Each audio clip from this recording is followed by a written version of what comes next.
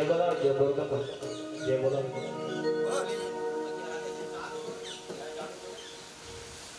करिए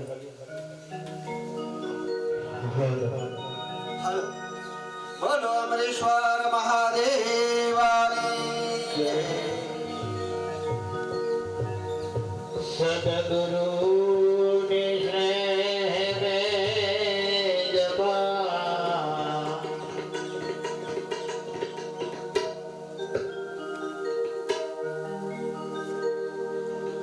गुणपत दागा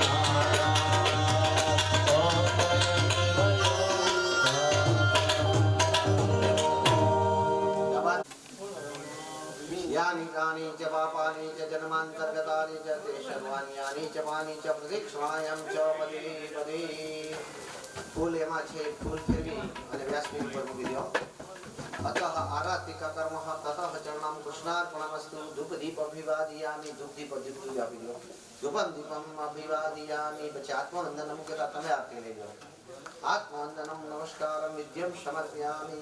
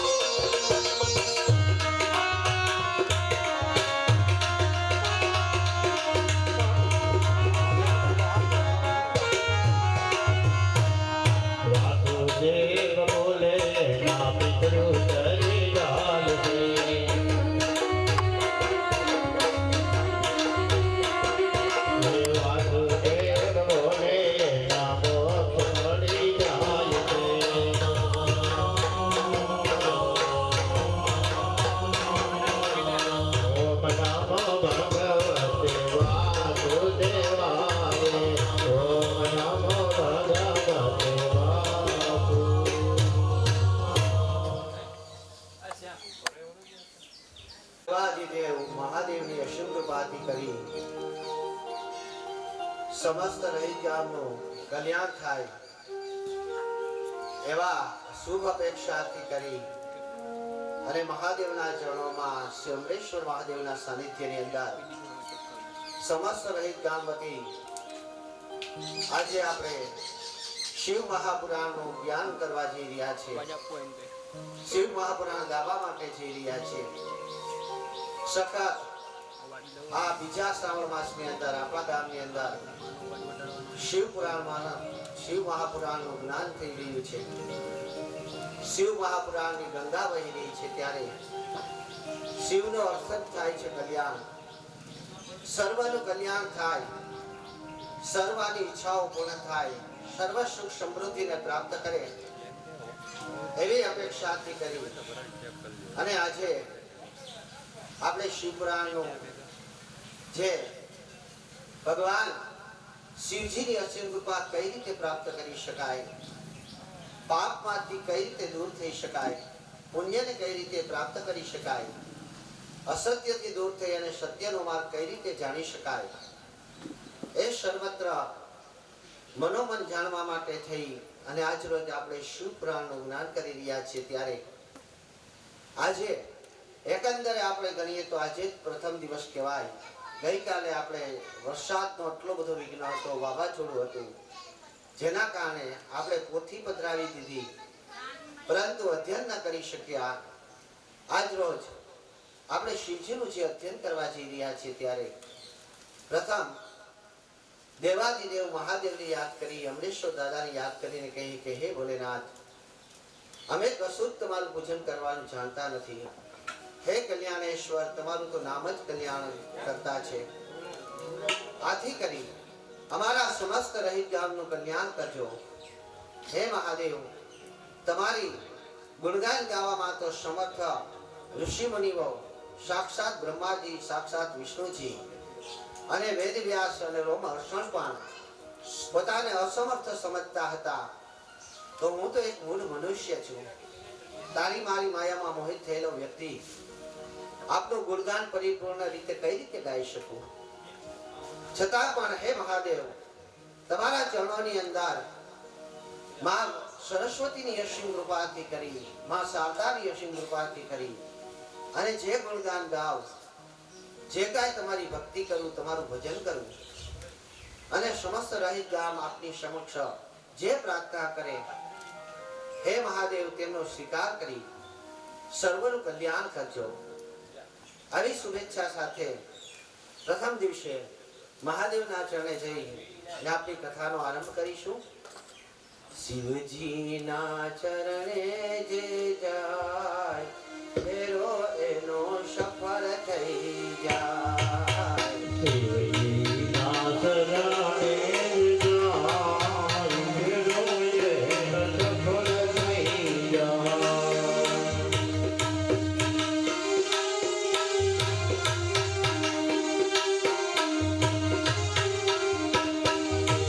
ભોળાનાથના શરણે જાય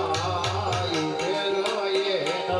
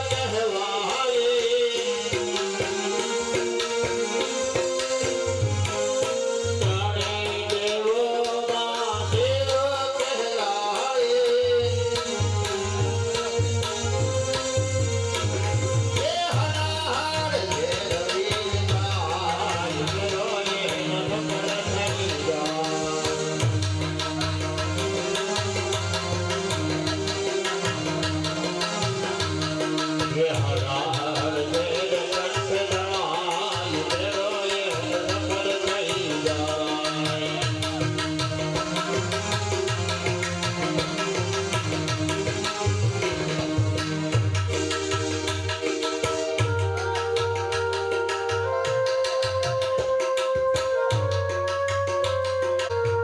જય હો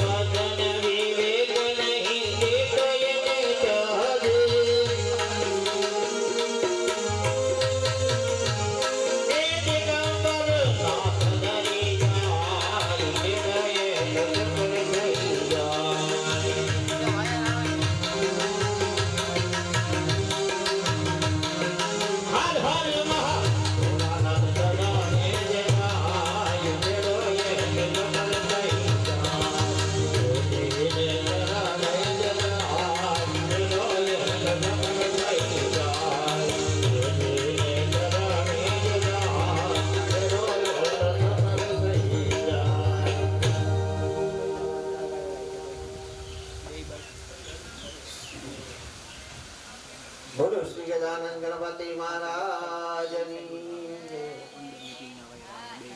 દેવોના દેવ મહાદેવના સાનિધ્યની અંદર ભગવાન શિવજીનું વાગ્મય સ્વરૂપ શિવ પુરાણ ને પ્રથમ નમન કરી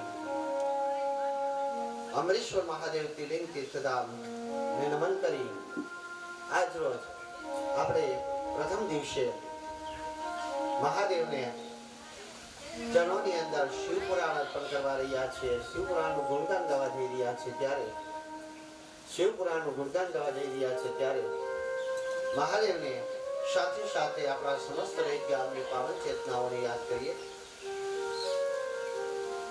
જમનાવર દાદાના ચરણોની અંદર કોટી કોટી વંદન કરી શ્રી રામદેવજી મહારાજના ચરણોમાં નમસ્કાર કરી શીતળા માતા ગાત્રાળ માતા ચાયણવા માતાના ચરણોમાં નમસ્કાર કરી મા ભગવતી રાંગરને નમન કરી મા ભવાનીના ચરણોમાં કોટી કોટી વંદન કરી ભગવાન શ્રી કૃષ્ણના ચરણોમાં નમસ્કાર કરી શ્રી રામચંદ્ર પ્રભુને નમસ્કાર કરી હનુમાનજી મહારાજને યાદ કરી અને વાછરા દાદાના ચરણોમાં કોટી કોટી નમસ્કાર કરી સમસ્ત રવિ ગામની પાવન ચેતનાઓના ચરણોમાં કોટી કોટી વંદન સાથે ભૂદેવોના ચરણોમાં વંદન માં સરસ્વતીની કૃપા જેની પર અસીમ વર્ષી છે એવા સારસ્વતોને નમન કરી આપ સર્વ શ્રોતાઓના હૃદયની અંદર વિરાજમાન શ્રેષ્ઠ શ્રોતાઓને નમન કરી આજે આપણી કથાનો આરંભ કરીશું.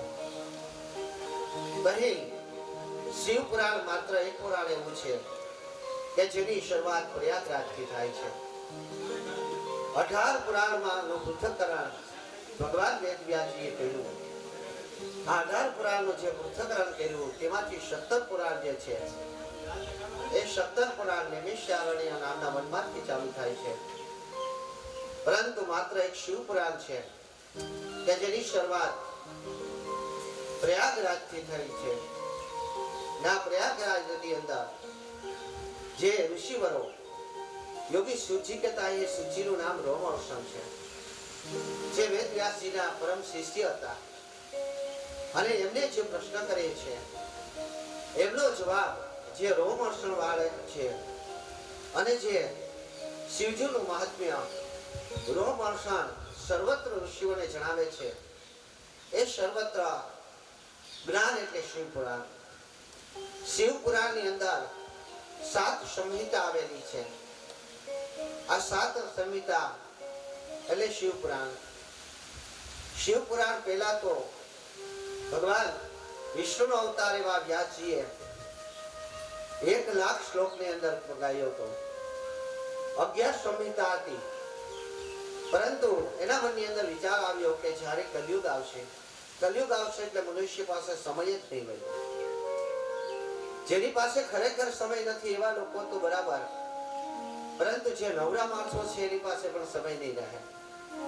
તો 1,00,000 શ્લોકોનો કઈ રીતે લોકો ગુણગાન ગાઈ શકશે, કઈ રીતે પઠન કરી શકશે, કઈ રીતે કથન કરી શકશે, કઈ રીતે શ્રવણ કરી શકશે? આવો વિચાર કરી અને ભગવાન વેદવ્યાસજીએ 24,000 શ્લોકોનું શિવપુરાણ બનાવ્યું, સંક્ષિપ્ત શિવપુરાણ બનાવ્યું. અને આ સંક્ષિપ્ત શિવપુરાણ આપણી સમક્ષ રજૂ થયું. આ શિવપુરાણ કેટલા દિવસનું હોઈ શકે? તો અહીંયા શિવપુરાણ આપણે જે 9 દિવસનું કર્યું છે, પરંતુ શું 9 દિવસમાં શિવપુરાણ પરિપૂર્ણ થઈ શકે? ક્યાંય 1 મહિનાનું શિવપુરાણ છે, ક્યાંય 21 દિવસનું શિવપુરાણ છે, ક્યાંય 11 દિવસ છે. તો એ શાસ્ત્ર એમ કહે છે કે 11 દિવસનું શિવપુરાણ જો તમે કરાવો તો ઉત્તમ ફળ આપનાર છે. 9 દિવસનું શિવપુરાણ કરાવો તો મધ્યસ્થ ફળ આપનાર છે. પરંતુ જો તમે ફળના અધિકારી પણ રહેવાના હોય તો સામાન્યમાં સામાન્ય તમારે 7 દિવસનું શિવપુરાણ કરાવવું પડે. આ શિવપુરાણ ના મુખ્ય વક્તા તમે ગણો તો મહાદેવ પોતે છે.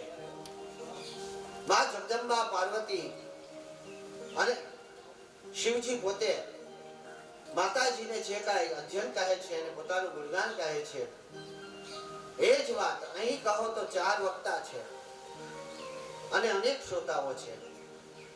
પ્રથમ વક્તા મહાદેવ છે, શ્રોતા તરીકે માતાજી ભગવતી પોતે છે.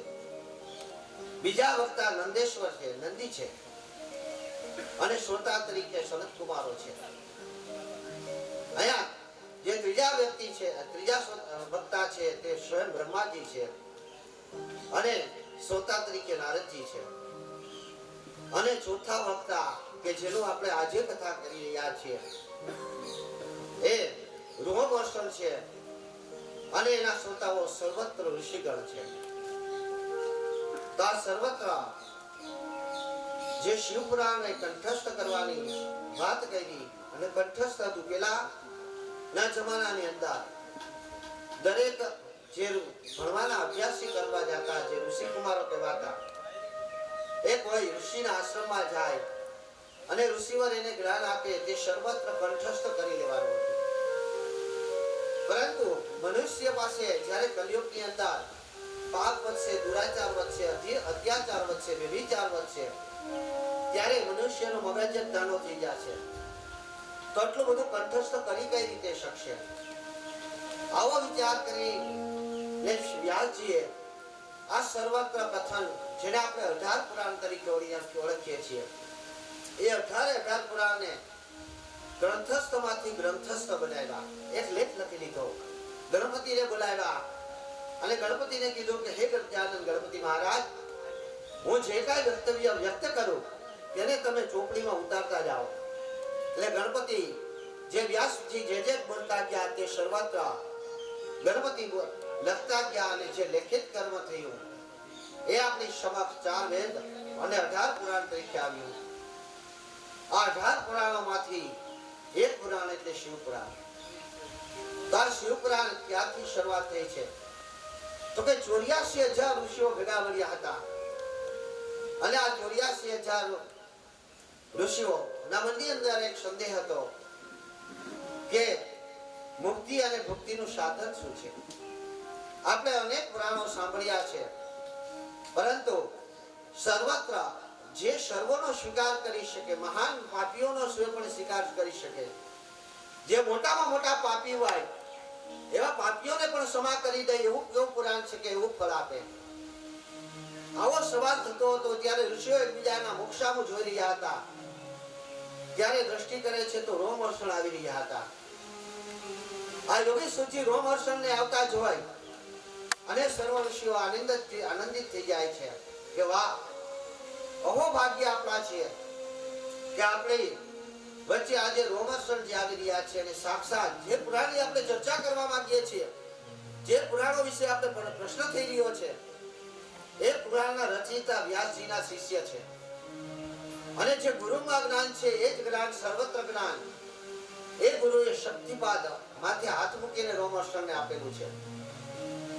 આથી આપણે ભાગ્યશાળી છીએ, આપણે આ પ્રશ્ન રોમહર્ષણને જ કરીએ તો આવો વિચાર કરી અને રોમહર્ષણનું સ્વાગત કરે છે, પુષ્પોનો વરસાદ કરે છે, આરતી ઉતારે છે, રોમહર્ષણને સિંહાસન ઉપર બેસાડે છે અને કહે છે કે અહોભાગ્ય અમારા છે કે આપ જેવા મહાન મહાજ્ઞાની યોગીવર આજે અમારા આંગણે પધાર્યા છે.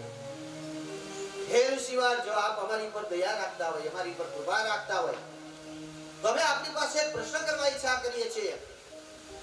ત્યારે રોમહર્ષણ કહે છે કે તમારા મનની અંદર જે કાંઈ સંદેહ હોય તે સર્વ સંદેહનો હું તમને યોગ્ય ઉત્તર બતાવીશ. નિસંકોચ આપ સવાલ કરો. બધા આનંદિત થઈ જાય છે અને પ્રશ્ન કરે છે, હે મહારાજ, આજે અમારા મનની અંદર એક વિચાર આવે છે કે જ્યારે કલિયુગ આવશે, આ કલિયુગની અંદર મનુષ્ય પાસે એક તો પેલા આયુષ્ય ઓછું હશે. કલિયુગની અંદર આયુષ્ય કેવડું હોય, દ્વાપર યુગની અંદર મનુષ્યનું આયુષ્ય કેવડું હોય, ત્રેતા યુગની અંદર મનુષ્યનું આયુષ્ય કેવડું હોય, સતયુગની અંદર મનુષ્યનું આયુષ્ય કેવડું હોય, એ વાત કહેવામાં આવી છે. તો જ્યારે મનુષ્ય પાસે આયુષ્ય ઓછું હશે, સમય ઓછો હશે, પુણ્યના રસ્તા ઓછા હશે, યજ્ઞ કરવાનો સમય નહીં હોય, ત્યારે આ લોકો પોતાના પાપમાંથી બચવા માટે શું કરી શકશે? હે પ્રભુ, અમને એવું કોઈ વ્રત વિધાન જણાવો કે જેનાથી કરવાથી આ મનુષ્ય પોતાના પાપોમાંથી મુક્ત થાય અને હરિ અથવા હરના ચરણે પ્રાપ્ત કરે. હરિ કહેતા પ્રભુ વિષ્ણુ ને આપણે બ્રહ્મ દિવસ ધામધૂમથી હરિનું સ્વાગત કર્યું. મેં મેસેજ નાખ્યો હતો કે આપણે હરિનું સ્વાગત પરિપૂર્ણ રીતે સ્વયંભૂ ગામ જોડાય અને કર્યું. અને એટલા બધા લોકો હતા કે પગ મૂકવાની પણ જગ્યા ન હતી. તો હર પણ આપણા ગામની અંદર આવી રહ્યા છે અને એ પણ અમરેશ્વર મહાદેવ સાનિધ્યમાં આવી રહ્યા છે. તો ભગવાન શિવનું વાગ્મય સ્વરૂપ એવું શિવ પુરાણના સ્વાગત માટે આપ સર્વ તત્પર થઈને પહોંચવું જોઈએ. અહીંયા એ સંદેશનો પરિપૂર્ણ રીતે કદાચ પહોંચ્યો નથી લોકો સુધી, અથવા તો આ વરસાદના કારણે દરેક લોકો અહીં પહોંચી નથી શક્યા. પરંતુ આશા રાખું છું કે આવતીકાલથી શ્રોતાઓનો ગુણ પણ હું આવતીકાલે કહી, આજે નહીં કહું. એક શ્રોતા વક્તાની પહેલા આવવો જોઈએ. વક્તા આવીને તમારા માટે આસન બિરાજમાન કરે. તમારો જ યજ્ઞ થઈ રહ્યો છે. આ તમારા પાપ દૂર કરવાનો કર્મ કરી રહ્યા છીએ. અમે અમારા ઘરે બેસીને પણ શિવ ગુણગાન ગાઈ શકીએ. કોઈ પાસેથી કશું જોર નથી કે કોઈ કાંઈ પણ ફાળો આપે, ફંડ આપે. અહીં જે કાંઈ પણ વ્યાસપીઠ ઉપર પણ થાય તે પણ અહીંયા જે ખર્ચો આવશે એમાં વાપરવામાં આવશે. એટલે અહીંયા શ્રોતાનો પેલો ધર્મ છે કે વક્તાની પહેલા આવી જાય, વક્તાની પહેલા આસન બિરાજમાન કરી ચક્કર લઈને એક જ આસન ઉપર શ્રોતાએ બેસીને શિવપુરાણનું કથન સાંભળવું જોઈએ. શ્રોતાઓ અને વક્તાના ગુણ આપવામાં આવેલા છે કે શ્રોતા સારો શ્રોતા કેવો હોવો જોઈએ. 4 પ્રકારના શ્રોતા કહેવામાં આવ્યા છે. માછલી જેવો શ્રોતા હોવો જોઈએ, અંશ જેવો શ્રોતા હોવો જોઈએ, પોપટ જેવો શ્રોતા હોવો જોઈએ. તો આ સર્વત્ર ગુણ આપનામાં વ્યાપી જશે એમાં કોઈ સંદેહ નથી મને. પરંતુ અહીંયા જ્યારે આ ઋષિવરો આવો પ્રશ્ન કરે છે ત્યારે રોમહર્ષણ કહે છે કે તમે અહોભાગ્યશાળી છો. આવો જ પ્રશ્ન સનત કુમારોએ નંદી મહારાજને કર્યો હતો. આ જ પ્રશ્નમાં પાર્વતીએ શિવને કર્યો હતો અને આ જ પ્રશ્ન નારદજીએ બ્રહ્માને કર્યો હતો અને આજે તમે મને કરી રહ્યા છો. હે ઋષિવરો, આજે હું તમને સર્વમાંથી મુક્તિ અપાવનાર મહાપાપી, દુરાચારી, અત્યાચારી, વ્યભિચારી વ્યક્તિ પણ પાપોમાંથી મુક્ત થાય છે એ કથાને એટલે શિવપુરાણ. એનું કથન હું તમને કહું છું તો શાંતિપૂર્વક સાંભળજો એમ કહી અને આ યોગી સુજી શિવજીનું મહાત્મય ગાય છે અને મહાત્મય ગાતા પહેલા આપણે મંગલાચરણની અંદર પ્રવેશ કરીશું. આપણે રૂપરેખા માહિતી તમારી સમક્ષ જે વરસાદી વાતાવરણના હિસાબે શ્રોતાઓ ઓછા છે, પરંતુ આશા અમર છે એટલે આપણે આવતીકાલથી વધારે શ્રોતા અને 2 વાગ્યામાં તમે શ્રોતાઓ પહોંચી જાઓ એવી અપેક્ષા છે. 2:30 વાગે મારી કથા ચાલુ થઈ જશે અને 5:30 વાગે કથા પૂર્ણ થઈ જશે. એની નોંધ બધાએ નહીં લેવી. એટલે અહીંથી ઉંગરા લાગી ગયા છે ને ભાઈ ઉપર ગામની અંદર પણ આ કથા સંભળાશે. એટલે પણ એવું નહીં વિચારવાનું કે ગામમાં સંભળાય તો આપણે ઘરે બેઠા રહીએ, ખુરશી પર બેઠા રહીએ, બજર દેતા રહીએ કે બીડી પીતા રહીએ, પાનમાં વાટાતા રહીએ, એવું નહીં વિચારવાનું. પરંતુ અહીં આવી જવાનું. કારણ કે હું ક્યાંય પણ એક પુસ્તક કે ચોપડી કાંઈ પણ નહીં જોઉં 9 દિવસ સુધી તમારી સામે. આંખો મારે ખોલવી પડે છે તમને જોવા માટે. તમે મને પીરસો છો, હું તમને પીરસતો નથી. કથા એક શ્રોતાઓ ઉપર જ જામે. કથા શ્રોતાઓને જોઈને જ બોલી શકાતી હોય. જો શ્રોતા ન હોય તો કથાકાર કશું જ ન કરી શકે. મને જે મારા મગજની અંદર જે વિચારો ઉતારો છે તમે જ છો. ભલે અમે આખી રાત જાગીએ, આખી રાત વાંચીએ, આખી રાત જોઈએ તમારે કાલ ક્યું પીરસવાનું છે, પરંતુ અહીં તો શિવની કૃપા હોય એ જ પીરસાય અને તમારી નજરમાં તમારી સામે જોઈને જ પીરસાય છે. એટલે પ્રથમ આપણે શિવજીના ચરણે જાશું અને મંગળાચરણ કરીશું. નમોસ્તુતે શવિશાલબુદ્ધે ફૂલારવિંદાયતપત્રનેત્ર હીનોત્યયા ભારતતૈલપૂર્ણં પ્રજાલિતો જ્ઞાનમય પ્રદીપ. વંદે દેવમાપતિ શુરગુરો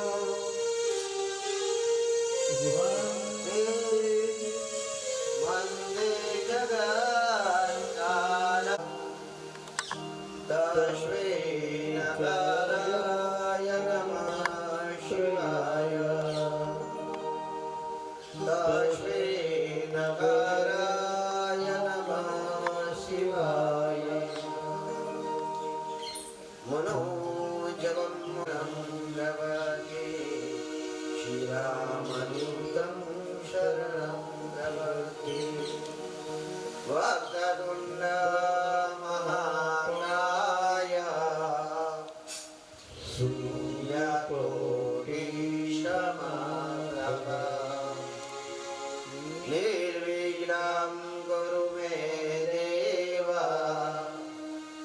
સર્વકાર્યેષુ સર્વદા. સર્વકાર્યેષુ સર્વદા. મંગલં ભગવાન વિષ્ણુ મંગલં ગરુડધ્વજ મંગલં પુંડરીકાક્ષ સર્વમંગલાય તનોહરિ. સર્વમંગલાય તનોહરિ. સર્વમંગલ માંગલ્યે શિવે સર્વાદ્યશાલિકે શરણ્યે શ્રીઅંબિકે ગૌરી નારાયણી નમોસ્તુતે. નારાયણી નમોસ્તુતે. નારાયણી નમોસ્તુતે. માં સરસ્વતી ને અસીમ કૃપાથી માં સરસ્વતી પાસે વિનંતી કરીને કહું છું કે હે ભગવતી માં, આજે મનુષ્ય દેહ જે પ્રાપ્ત થયો છે આ દેહને શુદ્ધ કરવા માટે અને મારા માધ્યમથી અનેક જીવોના દેહ પણ શુદ્ધ થાય આવી શુભ અપેક્ષાથી કરી ને હું આજે શિવ પુરાણનું ગુણગાન ગાવા જઈ રહ્યો છું. હે ભગવતી માં સરસ્વતી, મારી વાણીને અલંકિત કરજે. હે ભગવતી, ભગવાનનું ગુણગાન ગાવામાં તો સમર્થ વેદવ્યાસજી જ્યારે અસમર્થ રહ્યા તો હું કઈ રીતે ભગવાનનું ગુણગાન ગાઈ શકું? પરંતુ એટલી અપેક્ષા રાખું છું કે હે ભગવતી, તારી જો કૃપા હશે તો આજે આ મહાશિવ પુરાણ હું સારી રીતે ગાઈ શકીને અંબેશ્વર મહાદેવની સમસ્ત રહિત ગામ ઉપર કૃપા વરસાવી શકીશ. તો સર્વદેવોના ચરણોમાં નમન કરી અને આપણે શિવપુરાણનું અધ્યયન ચાલુ કરી રહ્યા છીએ. જે શિવપુરાણની 7 સંહિતા છે એમાં જે પહેલી સંહિતા એટલે વિદ્યાસ્વરી સંહિતા કહેવામાં આવે છે, પરંતુ અહીંયા પેલા 2 મહાત્મ્ય આપવામાં આવ્યા છે. ઋષિવરોનો પ્રશ્ન એવો હતો કે કેવા પાપી જીવ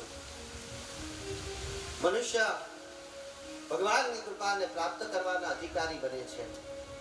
ત્યારે રોમહર્ષણ કહે છે કે અકલ્પનીય, જેના પાપનો કોઈ હિસાબ ન કહી શકે, જેના પાપનો ક્યાંય સરવાળો ન માંડી શકાય, જેના પાપનો ઘડો પરિપૂર્ણ રીતે ભરાઈ ગયો હોય, જેને પાપના પોટલાને પોટલા બાંધી લીધા હોય, એવા વ્યક્તિ પણ જો શિવના ચરણે જઈ વયા જાય, ભૂલથી પણ શિવનું નામ લઈ લે, ભૂલથી પણ શિવજીનું સ્મરણ કરી લે, તો એ મોક્ષનો અધિકારી બને છે.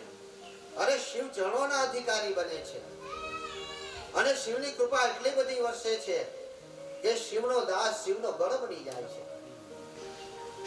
આવા 2 મહાત્મ્ય કહેવામાં આવ્યા છે. પ્રથમ મહાત્મ્યની અંદર દેવરાજ નામના બ્રાહ્મણની કથા આવે છે. આ દેવરાજ નામનો બ્રાહ્મણ કે બ્રાહ્મણને ત્યાં જન્મ્યો, તેના માતા પિતા ખૂબ જ સંસ્કારી હતા, યજ્ઞ કર્મ કરતા હતા, દેવર્ષિ કામ કરવા માટે તત્પર હતા. પરંતુ અહીંયા ઘણી વખત આપણે કહેવાય છે કે શ્રેષ્ઠ વ્યક્તિને જે આપણ દુરાચારી વ્યક્તિનો જન્મ થાય છે, મહાપુણ્યશાળી પવિત્ર વ્યક્તિને ત્યાં પણ પાપીનો જન્મ થાય છે. અહીંયા દેવી ભાગવતની અંદર તો એક કથા આવે છે કે એક ઋષિને ત્યાં ઉલટા કર્મ કરવા વાળા પુત્રનો જન્મ થાય છે. અને એની પાછળનું કારણ શું એ જ્યારે ગર્ગાચાર્યને પૂછે છે ત્યારે ગર્ગાચાર્ય કહે છે કે જ્યારે આપણા પતિને ગર્ભ રહ્યો ત્યારે અહીંયા રેવતી નક્ષત્ર હતું આકાશ મંડળની અંદર, અને રેવતી નક્ષત્રનો પ્રભાવ તમારી પત્ની ઉપર પડ્યો અને એ ગર્ભના અંદર દુરાચારનો પ્રવેશ થયો. આથી કરીને તમારો પુત્ર દુરાચારી બન્યો છે. ભાઈ, બ્રાહ્મણ કર્મ કરવામાં શ્રેષ્ઠ હોવા છતાં પણ એની પત્ની પણ ધર્માત્મા હતી, પ્રતિવત્તા નારી હતી, સત્યના માર્ગે ચાલનાર હતી, શ્રેષ્ઠ અને ઉત્તમ કર્મ કરવા માટે તત્પર હતી. આવી પતિ પત્ની હોવા છતાં પણ તેમને ત્યાં દુરાચારી બ્રાહ્મણનો જન્મ થાય છે. તો એની પાછળનું કારણ શું છે? તો આપણા 16 સંસ્કારોની અંદર પહેલો સંસ્કાર એટલે ગર્ભાદિ સંસ્કાર કહેવામાં આવ્યો છે. ગર્ભાદિ સંસ્કાર કરવામાં જો તમે કોઈ ભૂલ ખાઈ જાઓ, અયોગ્ય સમયે ગર્ભાદિ સંસ્કાર થઈ જાય તો પણ કુપાત્ર સંતાનનો જન્મ થાય છે. કદાચ દેવરાજનો ગર્ભ પણ આ સમયે જ રહ્યો હશે.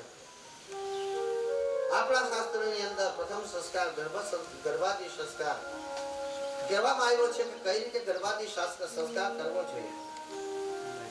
ગમે ત્યારે કામ વાસનામાં મગ્ન બની અને જો મિલનથી કોઈ સંતાન પ્રાપ્ત થાય તો એ દુરાચારી થાય છે, અત્યાચારી થાય છે, વ્યભિચારી થાય છે, ઉલટા કર્મ કરવા વાળો થાય છે.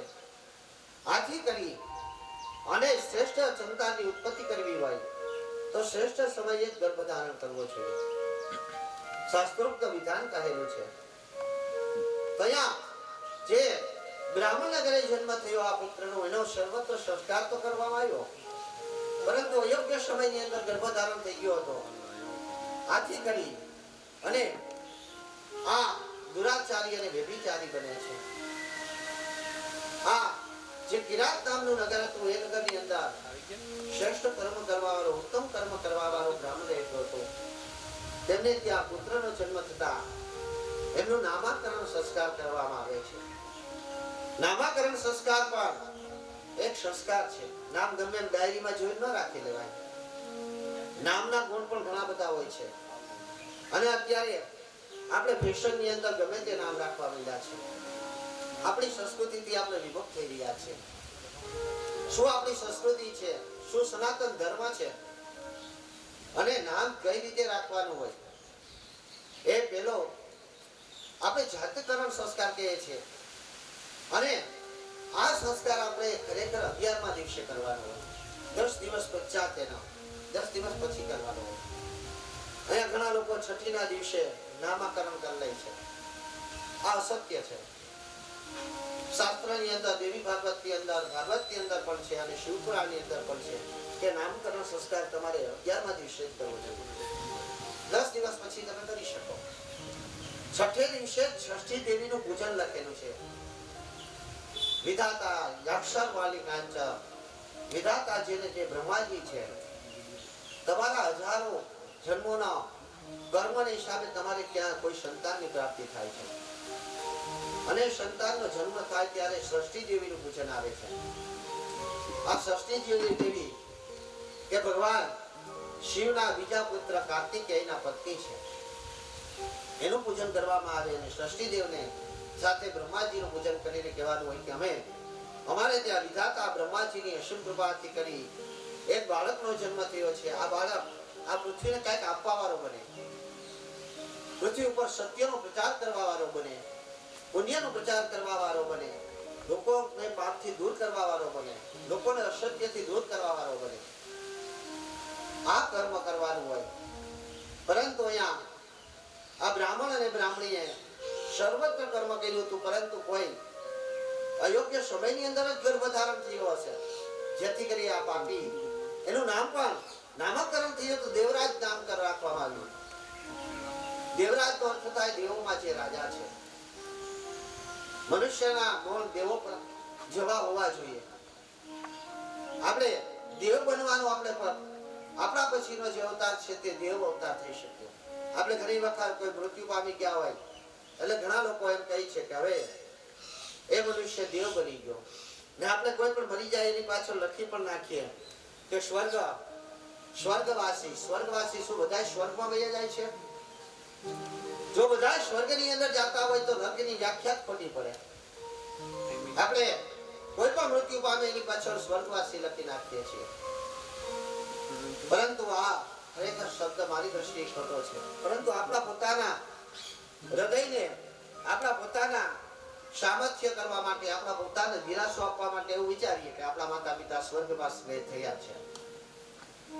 પરંતુ જો એ મનુષ્યનો સ્વર્ગવાસ થઈ જતો હોય તો એ મનુષ્યની પાછળ સાત કર્મ ક્રિયા કરવાની કોઈ જરૂર હોતી નથી. પરંતુ આ બધું કરવું પડે છે, કારણ કે એને સ્વર્ગ અપાવવાનો પ્રયત્ન આપણે કરી શકીએ. આપણે એને સ્વર્ગના રસ્તે ચડાવી શકીએ, રસ્તો બતાવી શકીએ. આપણામાં કહેવત છે ને કે પેલાને આપણે સાચો રસ્તો બતાવવો જોઈએ. ચાલે ન ચાલે એની વચ્ચેની વાત છે. ગમે એટલા રસ્તા બતાવો છતાં પણ નાનું મનુષ્ય પાપનો રસ્તો મૂકતો જ નથી, પુણ્યના રસ્તે ચાલતો જ નથી. તો એની પાછળ આપણે જવાબદાર નથી. આપણો ધ્યેય કેટલો હતો, આપણો લક્ષ્ય કેટલો હતો, મારો ધ્યેય કેટલો છે, મારો લક્ષ્ય કેટલો છે કે મારા ગામનું કલ્યાણ થાય. અને તમને પણ ગર્વ થવો જોઈએ. મને તો ગર્વ છે જ કે આપણે ભલે મોટું બેકગ્રાઉન્ડ નથી મળ્યું, મોટા એવા આપણે મોટી વ્યવસ્થા કરી શકીએ, એટલા બધા સંગીતકારો હોય, એટલા બધા ભૂદેવો હોય, એટલું મોટું આયોજન હોય કે જેમાં 10-10, 15-15 હજાર લોકો ભોજન લઈ શકે, જેમાં આટલી બધી સાઉન્ડ સિસ્ટમ હોય, એટલા બધા વ્યક્તિઓને બોલાવ્યા હોય, એટલો આપણે આદર નથી કરી શકતા. આપણે આવડું બધું આયોજન નથી કરી શકતા. પરંતુ છતાં પણ તમને ગર્વ થાય એવી બાબત કે આપણા ગુજરાતની અંદર જે વક્તાઓ ગણાય એ વધીને 1-2 કથાઓ કરતા હોય, પરંતુ અમે કદાચ એવા 4 થી 5 વક્તાઓ જેવા છીએ કે જે કોઈ પણ પુરાણ તમે કહો, પુરાણ કરવા માટે તૈયાર છીએ. હવે પછી આપણા ગામની અંદર જ અમારું 5 પ્રકારનું પુરાણ છે. શ્રીમદ ભાગવત સપ્તાહ કરી લીધી, દેવી ભાગવત સપ્તાહ કરી લીધી, શિવ પુરાણ જે આ બીજું છે દેવી ભાગવત પણ હમણાં નવો ભાગ્ય કેવા મારી વાત કે આ એક જ માસની અંદર આ ગામની અંદર મારી બીજી કથા એક જ માસમાં થઈ રહી છે ને એ પણ 9 દિવસની. હમણાં જ આપણે એકમથી 9 આ ગામની અંદર શ્રીમદ દેવી ભાગવત સપ્તાહ કથા પરિપૂર્ણ કર્યા પછી આજે અમરેશ્વરના સાનિધ્યની અંદર શિવપુરાણનું અધ્યયન કરી રહ્યા છે. અને એ પણ કંઠસ્થ કહેવાવાળા વક્તા ખરેખર ઓછા મળે. પરંતુ અહીંયા વાત તમને એ સમજાવવા માંગુ છું કે અત્યારે જે પુરાણો છે એ પુરાણો સર્વત્ર મગજની અંદર બેસાડી હું આપની સમક્ષ જે પીરસું છું તો એમાં જો એટલા બધા એવોર્ડો પ્રાપ્ત કર્યા હોય તો એમને પ્રાપ્ત ન થયા હોય. સાબિત કરવું પડે કે આ વસ્તુ આવી રીતે છે અને સાબિત કરેલું છે કે અહીંયા આપણા જે ધ્યેયો છે જે લક્ષ્યો છે એ લક્ષ્ય મારો કેવડો છે તો મારું લક્ષ્ય માત્ર એટલો છે કે મારા ગામનું કલ્યાણ થાય. મારા ગામની અંદર કોઈ વિધાઓ છે એમાંથી તેઓ મુક્ત થાય. મારા ગામની અંદર લોકો જે ખોટી માન્યતાની અંદર છે એમાંથી મુક્ત થાય. જે લોકોની અંદર જે ખોટી વિચારો પ્રવેશી ચૂક્યા છે વિચારોને હું બહાર કાઢવા માંગુ છું. બાકી એવું છે કે મને કથાઓ બહારથી ખૂબ મળે છે એવું નથી કે નથી મળતી, પરંતુ જે મારા પિતાશ્રીની આજ્ઞા હતી એને હું હજી વળગી રહ્યો છું કે તારી પાસે આવડું જ્ઞાન છે તો આ જ્ઞાનને તું ગામ માટે વાપર, ગામને પીરસ, આને જરૂર છે. ખોટી અમુક જે માન્યતાઓ અમુક જે આપણા રિવાજો બનેલા છે રીતિ રિવાજો બનેલા છે એ કયા કારણો અનુસાર બન્યા છે એને વિચાર કરવો જોઈએ અને એમાંથી આપણે બહાર નીકળવું જોઈએ. આપણી કથામાં આગળ જ્યારે શ્રોતાઓ છે ત્યારે આપણે તમને સમજાવશું કે હું અહીંયા શું કહેવા તમને માંગતો હતો. અમુક રિવાજોમાં આપણે જે ફસાયેલા છે રિવાજોમાંથી બહાર નીકળવું જોઈએ. જેવડી આપણી પાસે સુવિધા હોય એ પ્રમાણે આપણે ચાલવું જોઈએ. પહેલા આપણી પાસે કશું ન હતું, પહેલા આપણી પાસે એટલી વસ્તુ નહોતી, એટલી સાધ્ય સામગ્રી નહોતી, એટલા સાધનો ન હતા. આથી કરી આપણે એવી વ્યવસ્થા કરતા હતા. અત્યારે આપણે જે વ્યવસ્થાની અંદર આપણી પાસે સાધ્ય છે, સામગ્રી છે, આપણી પાસે આવા વાજિંત્રો છે, આવી લાઈટો છે, આવા સાધનો છે, તેનો સદુપયોગ કરવો જોઈએ અને એનો સદુપયોગ કરી અને ભગવાનની પાસે, કારણ કે આપણી પાસે આયુષ્ય જ બહુ ઓછું છે. હવે કલિયુગની અંદર 100 વર્ષનું આયુષ્ય મનુષ્યનું હોય, 100 થી 125 વર્ષ. આપણે યુગની વાત પરિપૂર્ણ રીતે કરશું, પરંતુ એમાં પણ અત્યારે જો 70 વર્ષે પણ વયા જાય તો આપણે હરાજી ખુશ થાય કે બાપા હારું જીવીને ગયા. એટલે આપણે જ આપણું આયુષ્ય ટૂંકાવી નાખ્યું છે. જો આપણું આયુષ્ય ટૂંકું હશે તો આપણે વિચારો તો ખરી કે આપણે યજ્ઞ કર્મ કઈ રીતે કરી શકશું, ભગવાનના ચરણે કઈ રીતે જઈ શકશું, ભગવાનની ભક્તિને કઈ રીતે પ્રાપ્ત કરી શકશું. આપણી પાસે સમજ જ નહીં હોય. આથી કરી તમારું કલ્યાણ થાય આવી શુભેચ્છાથી કરી અને અમે આ કથન કરી રહ્યા છીએ.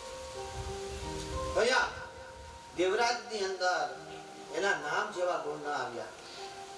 જેવો નાનું બાળક હતું ને ત્યારથી જ એના માતા પિતાને સંદેહ થવા માંડ્યો કે અમારો પુત્ર તો છે પરંતુ આમાં સંસ્કાર અમારા જેવા નથી. કારણ કે નાનો હતો ત્યારે ચોરી કરવા માંડ્યો, નાનો હતો ખોટા માર્ગે ચાલવા માંડ્યો, દુરાચાર કરવા માંડ્યો, વ્યભિચાર તરફ વળવા માંડ્યો. એટલે યુવા અવસ્થામાં આવતા વ્યભિચાર તરફ વળ્યો અને એના નામ જ્યારે બહાર પડ્યા ત્યારે આ બ્રાહ્મણ વિશે એના માતા પિતા ખૂબ ઠપકો આપે છે કે તારે આવું ન કરવું જોઈએ. મનુષ્ય અવતાર દુર્લભમ એશામ એશામ જન્મ પુનઃ પુનઃ ન વિદ્યતે. તમને મને બધાને મનુષ્ય દેહ પ્રાપ્ત થયો છે. આ દેહ ફરી ફરી નથી મળવાનો. આપણે એમ કહીએ કે 84 લાખ યોનિઓ ભોગવ્યા પછી આપણને મનુષ્ય અવતાર પ્રાપ્ત થયો છે. અને મનુષ્ય દેહને જો આપણે સમજી નહીં શકીએ તો આવતો જન્મ કદાચ કીડો મકડા જેવા પિશાચ યોનિની અંદર, ભૂત યોનિની અંદર, નરકી યોનિની અંદર આપણે થશે. આ નરકી યાતના આપણે તમારે ને મારે ન ભોગવવી પડે એટલા માટે તો આ પુરાણોનું અધ્યયન કરવું છે. એટલા માટે તો શિવ પુરાણનું જ્ઞાન લાવવું છે. અહીંયા જે દેવરાજ જે છે એ પાપ તરફ વળી જાય છે. પરંતુ એમ કહેવાય છે કે આપણે ઘણા કહીએ કે છોકરા કમાતા ન હોય, ખોટા માર્ગે જતા હોય તો કે ભાઈ એને બાંધી દો ને, લગ્ન કરી ગયો એટલે લગ્ન કરી દે તો આપણો સમજી જાય અને બિનોરી આવશે તો બધું સમજ છે એવું તો આપણે કહેવત છે અને વાત પણ સત્ય છે. પતિ પત્નીનો જ્યારે મિલન થાય ત્યારે પત્નીના હાથની જે રેખાઓ છે પતિના હાથની અંદર આવી જાય અને પતિના હાથની જે રેખાઓ છે પત્નીના હાથની અંદર આવી જાય. એકબીજાના પુણ્યના અધિકારી બને, એકબીજાના પાપના અધિકારી પણ બને છે. તો એવું વિચારે છે બ્રાહ્મણ કે દેવરાજનો એક કામ કરો, લગ્ન કરી નાખીએ. લગ્ન કરીએ અને સારી બ્રાહ્મણની કન્યા હશે તો સારા સંસ્કાર આપશે અને જ્યારે એ પતિની માયામાં મોહિત બની જશે ત્યારે એને દુરાચાર તરફ જવાનો રસ્તો જે ભૂલી જશે.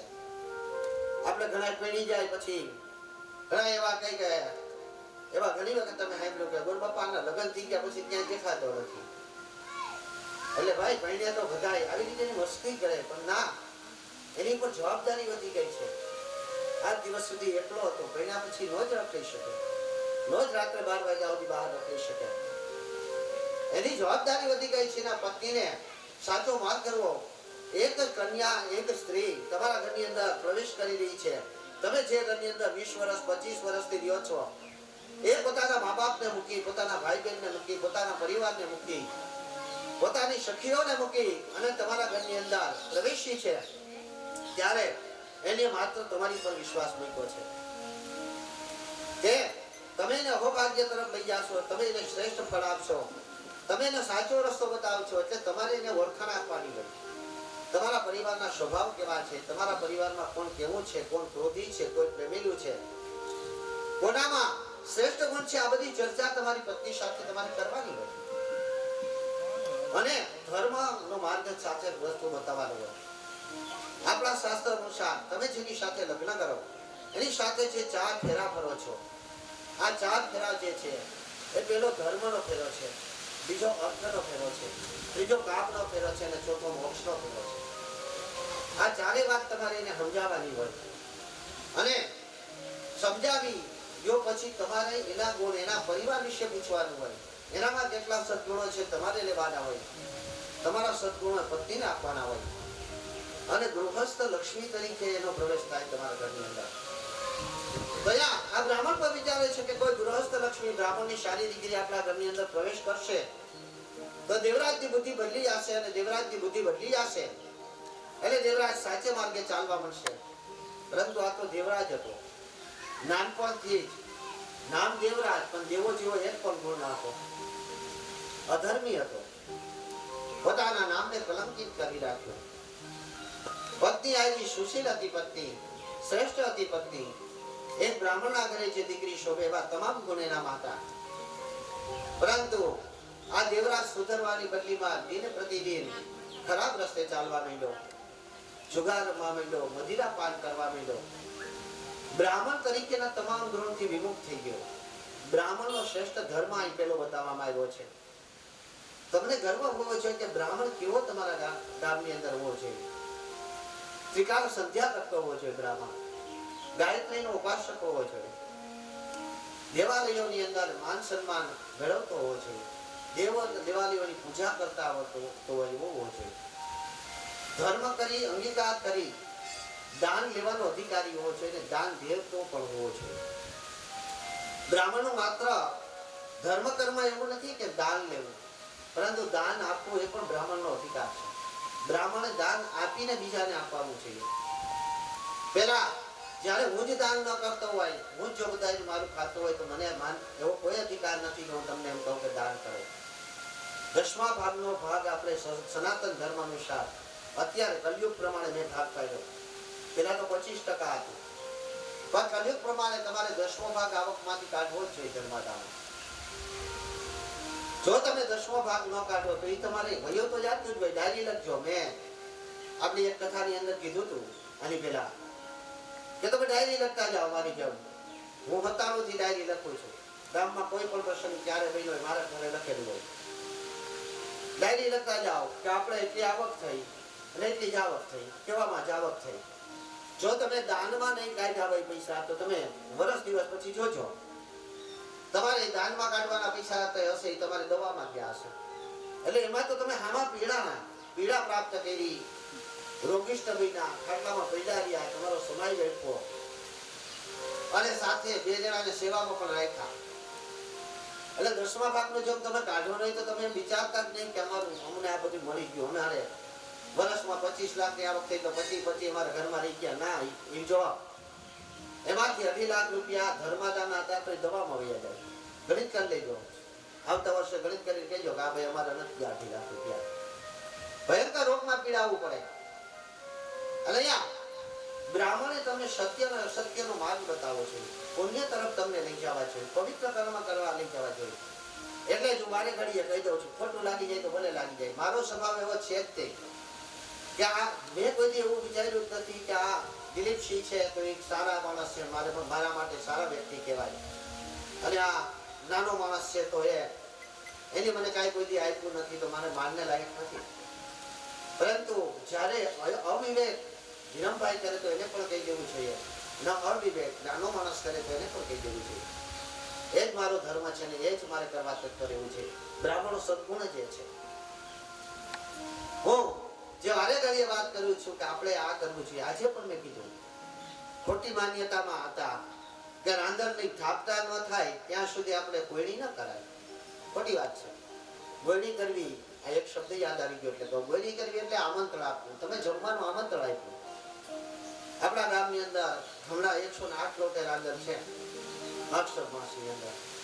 તેની ગોળણી અત્યારથી થઈ ગઈ છે, અત્યારથી કહી દેવામાં આવી છે, કારણ કે એની ગોળણી તમે કરી ન શકો. એટલે શા માટે રિવાજ બન્યો હતો પિતૃ વિશે પણ હું સમજાવીશ કે કઈ માટે આ રિવાજ શા માટે બનાવવામાં આવ્યો હતો. તો ત્યારે લોકો સમૂહમાં રહેતા હતા, લોકો પાસે કઈ સુવિધા નહોતી, લોકો પાસે વ્યવસ્થા નહોતી, એટલા માટે આપણે આ બધું એક સાથે બેસીને કરતા હતા. પરંતુ અત્યારે તમારી પાસે તમામ પ્રકારની સાધ્ય સામગ્રી અને સુવિધા છે.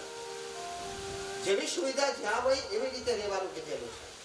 આપની પાસે હું બધી જગ્યાએ આવી રીતે વિચારી શકું કે આવી સરસ મજાની વ્યવસ્થિત હોય, આવા કેમેરા વાળા હોય, આવા સંગીતકાર હોય, પુનાભાઈ જેવા ભજન ગીત હોય, કોઈ નાની એવી કથા કરાવે તો એ પ્રમાણે હોવું જોઈએ. કોકનું બજેટ નાનું હોય તો એ પ્રમાણે હોય, કોકનું મોટું બજેટ હોય તો એ પ્રમાણે હોય. આલિશાન ડમ પણ અમે ઉભા કરેલા છે.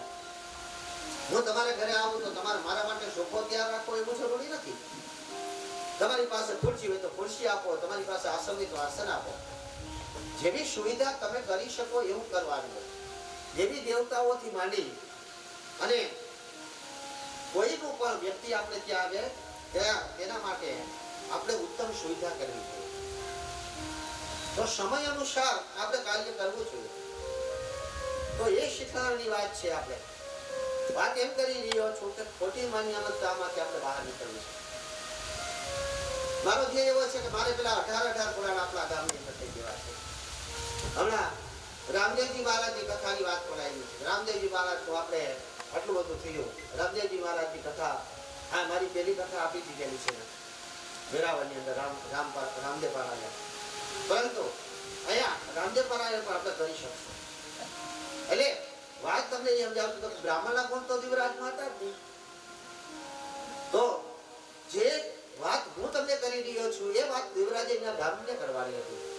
સત્યનો માર્ગ બતાવવાનો હતો, અસત્યથી લોકોને દૂર કરવાના હતા. હું પોતે જ જો મદિરાપાન કરવા માંડું, પોતે જ જુગાર રમવા માંડું, પોતે જ ખરાબ રસ્તે જવા માંડું તો તમે લોકો પણ જવાના છો.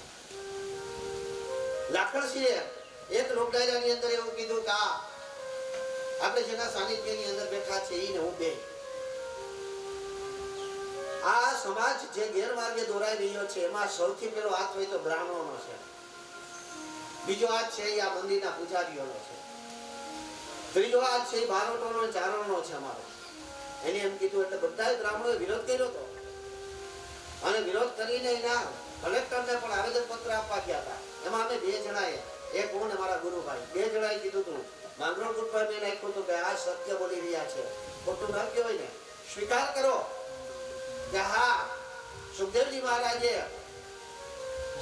કીધું હતું દૂતોને, દ્વારપાલોને કીધું હતું કે વાક તમારો નથી, વાક અમારો છે, અમારા બ્રાહ્મણોનો છે, અમારા પૂર્વજોનો છે કે તમને સત્યનો માર્ગ ન બતાવી શક્યા એટલે તમે બ્રાહ્મણો સામે દલીલ કરો છો. બાકી બ્રાહ્મણે જો તમે સત્યનો માર્ગ બતાવી દીધો હોત, તમને પાપથી દૂર રાખ્યા હોત તો ક્યારે તમે પાપ તરફ તો જાત જ નહીં, દુરાચાર તરફ પ્રવેશ જ ન થાત.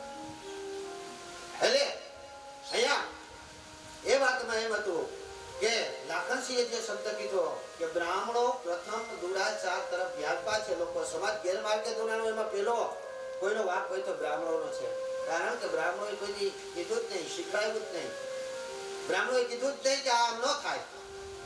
અમે ઘણી વખત કહીએ કે આમ ન થાય તો વળી કોઈ જેવા કે હવે અજયભાઈ આટલી જો નહીં, જવા દો નહીં. પણ ના, એ બ્રાહ્મણ પોતાના બ્રાહ્મણ કર્મમાંથી દૂર થાય છે.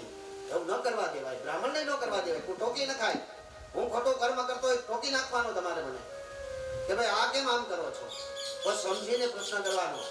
હું યાસપીઠ ઉપરથી કહું છું, તમે ગમે તર્ક કરીને ગમે ત્યાંથી પ્રશ્ન કરજો, મારી પાસે જવાબ છે. પણ પરીક્ષા કરવા માટેની શાસ્ત્ર હૃદયથી શ્રદ્ધાપૂર્વકનો પ્રશ્ન હશે, જવાબ હું આપી. એક જ પ્રશ્નનો જવાબ છે. તમારા દરેક પ્રશ્નનો જવાબ આપવો એ જ બ્રાહ્મણનું કર્મ છે. પરંતુ દેવરાજમાં તો આવું કરતું કશું જ્ઞાન હતું જ નહીં. એટલે અહીંયા દેવરાજ પાપ તરફ દોરાય છે અને પોતાની મંડળી બનાવે છે, મિત્રો બનાવે છે. એને એના પિતા સંપત્તિવાન હતા. ગર્વ હોવો જોઈએ તમારો બ્રાહ્મણ સંપત્તિવાન હોય તો, ગર્વ હોવો જોઈએ તમારો બ્રાહ્મણ જ્ઞાની હોય તો, ગર્વ તમને થવો જોઈએ. મને મારો નાનો ભાઈ છે છતાં પણ મારા નાના ગુરુભાઈ મહાદેવ પ્રસાદ મહેતા પર કેવડો ગર્વ છે, ખૂબ ગર્વ છે. હમણાં મેં કીધું કે તમારી પર જે ગર્વ, છાતી ફૂલી જાય, તમારી સામે આવીને મને વાત કરતા છાતી ફૂલી જાય કે મારા ગુરુભાઈ એટલા પદ ઉપર પહોંચી ગયા, વ્યાસ એવોર્ડ પ્રાપ્ત થયો, 400 થી વધારે કથા કરી નાખી, વ્યાસ એવોર્ડ પ્રાપ્ત થયો હમણાં જ. અને વ્યાસ એવોર્ડ ભારતીયની અંદર એને કથામાં અર્પણ કર્યો. કેવડો ગર્વ થવો જોઈએ, તમને પણ ગર્વ હોવો જોઈએ કે અમારા બ્રાહ્મણ પાસે એટલી લક્ષ્મી છે, અમારો બ્રાહ્મણ એટલો જ્ઞાની છે, અમારા બ્રાહ્મણ એટલો જ્ઞાની છે. ગર્વ થવો જ જોઈએ. આપણા પુત્ર સારી નોકરી પર ચડે, સારા પદ ઉપર ચડે, આપણે ગર્વ થાય. મારો દીકરો કલેક્ટર છે, મારો દીકરો એન્જિનિયર છે, મારો દીકરો ડોક્ટર છે, એનો ગર્વ હોય. મારી દીકરી આમ છે, એનો ગર્વ હોય. તમારા ગામનો બ્રાહ્મણ શ્રેષ્ઠ પદ ઉપર હોય તો તમને ગર્વ થવો જોઈએ. પરંતુ અહીં તો ગર્વની ક્યાં વાત હતી. બ્રાહ્મણે તો લોકોની મંડળી બનાવી, ખોટા માર્ગે ચલાવતો હતો, દારૂ પીવા લોકોને શીખડાવતો હતો, પૈસો ઢક હતો, સંપત્તિના પિતાની ખૂબ હતી. આથી કરી રોજ મદિરા પાન કરાવે, મિત્રોને સંગાત કરી આવે અને જ્યાં ત્યાં રખડવા માટે વયા જાય, જુગાર રમે, પત્નીથી દૂર રહે. પરંતુ અહીંયા થાય છે એવું કે એક વખત તે નદીમાં સ્નાન કરી અને મિત્રો તરફ બહાર નીકળે છે ત્યારે ગણિકા જે હતી, જે પોતાના શરીરનો વેપાર કરતી હતી, એ શરીરનો વેપાર કરનાર સ્ત્રીને ખબર પડે છે કે આ દેવરાજ પાછળ અઢળક ધન છે, અઢળક સંપત્તિ છે અને સંપત્તિ પ્રાપ્ત કરવા માટે એને મોહજળમાં ફસાવો છે. અને નારીની પાસે એવું સ્વરૂપ હોય છે, પરંતુ આ સ્વરૂપ કાયમી માટે નથી રહેતું.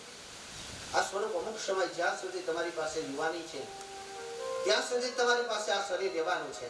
અને જ્યાં સુધી તમારું સુંદર શરીર છે ત્યાં સુધી લોકો તમારી ચાહત રાખશે, લોકો તમારી આગળ પાછળ દોડશે. પરંતુ જ્યારે તમારી શરીર નું સુખ સર્વત્ર નષ્ટ થઈ જશે ત્યારે જે વ્યક્તિ આજે તમારી ગુલામી કરી રહ્યા છે, આજે તમારી ચાપલુસી કરી રહ્યા છે, એ આવતીકાલે તમારી નિંદા કરશે, એમાં કોઈ સંદેહ નથી. ગણિકાના મનમાં વિચાર આવે છે કે આ બ્રાહ્મણને મારામય બનાવવો છે અને બ્રાહ્મણ જો મારામય બની જાય તો આ સર્વત્ર સંપત્તિની અધિકારી હું બની શકું. આ સંપત્તિની અધિકારી બનવા માટે થાય અને બ્રાહ્મણને કઈ રીતે પોતાને જાતીય આકર્ષણમાં સંપર્ક કરવો, જાતીય આકર્ષણમાં એને લેવો. એટલે સ્ત્રીઓનો સ્વભાવ હોય છે કે પ્રથમ તો તે પુરુષ સામે મલકાતો મોઢે હસે છે, હસી અને કોઈ એવો ઈશારો કરે છે કે જેનાથી કરીને પુરુષ આકર્ષાય છે. અહીંયા ગણિકા રોજ માટે જ્યાંથી જે બ્રાહ્મણ સ્નાન કરીને નીકળે નદીની અંદર, સ્નાન કરવાનું પાપ જોવાય સ્નાન કરવાથી. પરંતુ અહીં અમરેશ્વર મહાદેવનું મંદિર જ્યારે ભરાણું હોય ત્યારે અમરેશ્વરના મંદિરમાં સ્નાન કરવાથી પાપ ધોવાતો નથી. પાપી બનો છો તમે. અમરેશ્વર મહાદેવના સાનિધ્યની અંદર તમે પેન્ટ પહેરીને ન જઈ શકો અંદર મંદિરમાં. શિવની અંદર શિવ જેવો પુણ્યશાળી કોઈ નથી, કલ્યાણેશ્વરી કોઈ નથી, શિવ જેવો દાતા પણ કોઈ છે નથી, ને શિવ જ સંહાર કરતા છે. યાદ રાખજો, શિવ જેવો ક્રોધી પણ કોઈ નથી. ભેરવ એનામાંથી જ પેદા થયા છે, એનામાંથી જન્મ છે ભેરવ. તમારી ઉપર ક્રોધ કરે તો નષ્ટ કરી નાખે. ને દઈ દઈ તો કઈ બાકી ન રાખે. કા ભગત? દઈ દઈ તો કોઈ બાકી ન રાખે. ખૂબ દઈ દઈ છે. ભગત ને દીધું ને મારા બાપા ને દીધું, અને એના હિસાબે તમે અહીં બેઠા છીએ. બાકી તો અમે પણ ઘેર માર્ગે તો ચડી જવાના હતા, ખોટા રસ્તે ચડી જવાના હતા. પરંતુ સત્યનો માર્ગ ક્યાંથી ને ક્યાંથી મળી ગયો તો આની પાછળ આ મહાદેવ છે. પરંતુ સાચે રસ્તેથી જો મહાદેવના ચરણોમાં જાવ તો, બાકી ખોટે રસ્તે જાવ તો એ પણ લઈ લઈ છે. આપણે આવતીકાલે સમજાવું છું કે મહાદેવના ચરણે તમારે કઈ રીતે જવું પડે. થોડાક શ્રોતાઓ વધી જાય એટલે અહીંયા દેવરાજ ની સામે ઈશારા કરે છે, હસે છે, અને બહાર નીકળે એટલે એના માટે શરીર સાફ કરવા માટે ટુવાલ લઈને જાય છે, જલપાન કરાવે છે. દેવરાજ પણ સુંદર સ્ત્રીને જોઈ એનામાં મોહિત થઈ જાય છે અને થોડાક પરિચયમાં આવે છે, એકબીજાથી આકર્ષિત થાય છે. ગણિકા તો આકર્ષિત ન હતી. એને મન તો દેવરાજ શું કે એને મન તો સુદર્શન શું, એના માટે તો કાંઈ હતું નહીં. પરંતુ દેવરાજ પાસે અઢળક સંપત્તિ છે એ વિચાર કરીને એની પાસે આવ્યો હતો. અને આ ગણિકાની મોહમાં જ્યારે આ ફસાઈ જાય છે ત્યારે રોજ માટે ગણિકાને મળવાનું ધીરે ધીરે કરી અને બગીચામાં જવાનો વિચાર કરે છે. બગીચામાં બેસે છે, સુખ દુઃખની વાતો કરે છે. ગણિકાને તો ધીરે ધીરે પૂછવાનું મન થાય છે કે ભાઈ તમારી પાસે એટલું બધું શું છે, સંપત્તિ છે? એટલે દેવરાજ તો પોતાની આખી કથા કહી દે છે કે ભાઈ વાત સાચી છે, તમારી જેવી સુંદર કન્યા જો મને પેલા મેળવી હોત તો હું તમારી સાથે જ લગ્ન કરે, પરંતુ મારા દુર્ભાગ્ય કે મારા લગ્ન મારા માતા પિતાએ વહેલા કરી નાખ્યા. આમ ખોટે ખોટો પોતાનું રુદન રૂવે છે અને સુંદર પત્ની હોવા છતાં પણ તે ગણિકા સાથે પોતાનો સમય પસાર કરે છે. ગણિકા પણ કહે છે કે મને તમારું ઘર બતાવો ને, ભલે કોઈ પણ સંબંધથી તમે મને તમારા ઘરે લઈ જાઓ. દેવરાજ કે એમાં શું હોય છે? અરે તને ઘર, હું થોડો કોઈથી બેવ છું, તને ગણિકા તરીકે નહીં મારી પ્રેમિકા તરીકે લઈ જાઓ, ચાલ. એમ કહી અને દેવરાજ આ ગણિકાને પોતાના ઘરે લઈ આવે છે. ત્યારે માતા પિતા સમજાવે છે કેટલી સુંદર મજાની સ્ત્રી તને પ્રાપ્ત થઈ છે, તને સાચો માર્ગ બતાવનાર સ્ત્રી પ્રાપ્ત થઈ છે.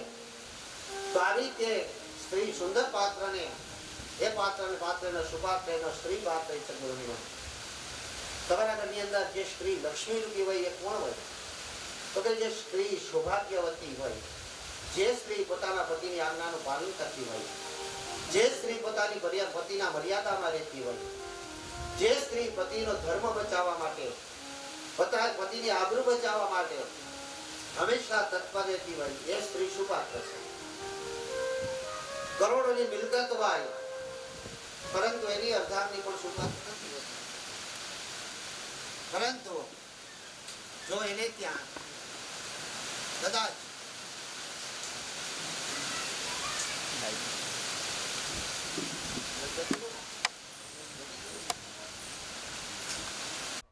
એટલે આપણે જ્યાંથી કથા